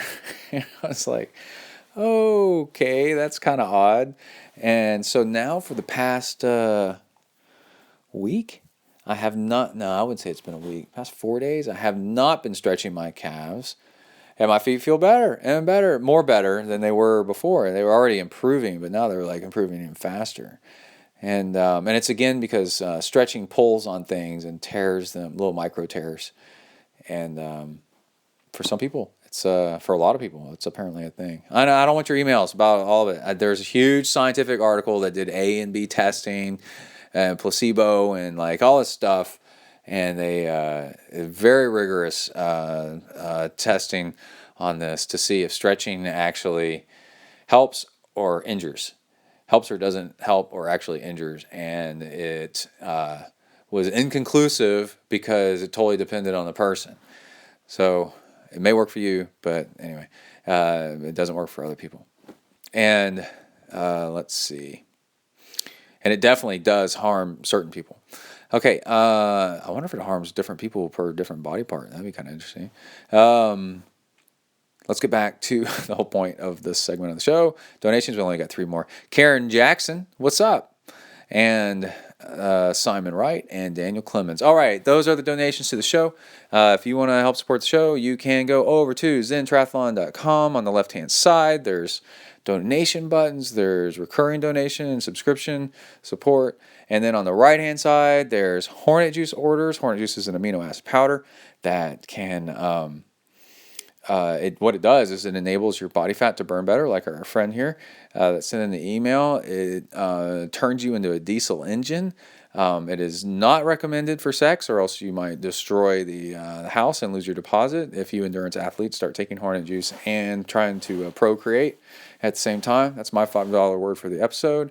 But a little bit off the top of the Hornet Juice order, goes back to ZenTri. So go check it out, man. It's a really cool way to help support the show. And you get an email from me, and then you have my email address, which I kind of keep a little bit hidden. And if you get my email address, then you can email questions, and I answer them, and I also will read some of your comments on the show. So it's good for everybody. Yeehaw! All right, that's it. Let's get out of this segment and continue on with the rest of the show. Here we go. All right, cool. This is the end of the show. I've got to get this out there for everybody to check out. Check out Jocelyn. She's seeded first Ironman Texas this weekend, this Saturday. Go and watch if you can. Watch Ironman's live broadcasting if you can. Let's root for Jocelyn. Always love to root for friends of Zen and the Art of Triathlon, people that get it. Triathlon's a lifestyle, a way to become it's a tool to hammer you into being a better person and seeing what you can do with yourself. And yeah, I'm really, really excited about this. This is good stuff. I can't wait to see Jocelyn race in Kona, man. That's going to be crazy, absolutely crazy. You know, talking with her about taking a day off every week really drove home, you know, the importance of rest. That's another great thing I took away from that interview was if you can not train one day of the week and win everything, if somebody can do that, then probably you can too. You know, it's okay to take a day off. It's all right, man. Rest and recover, okay? So everybody stay safe out there, work the uphills, cruise the downhills, and keep the rubber side down. Out.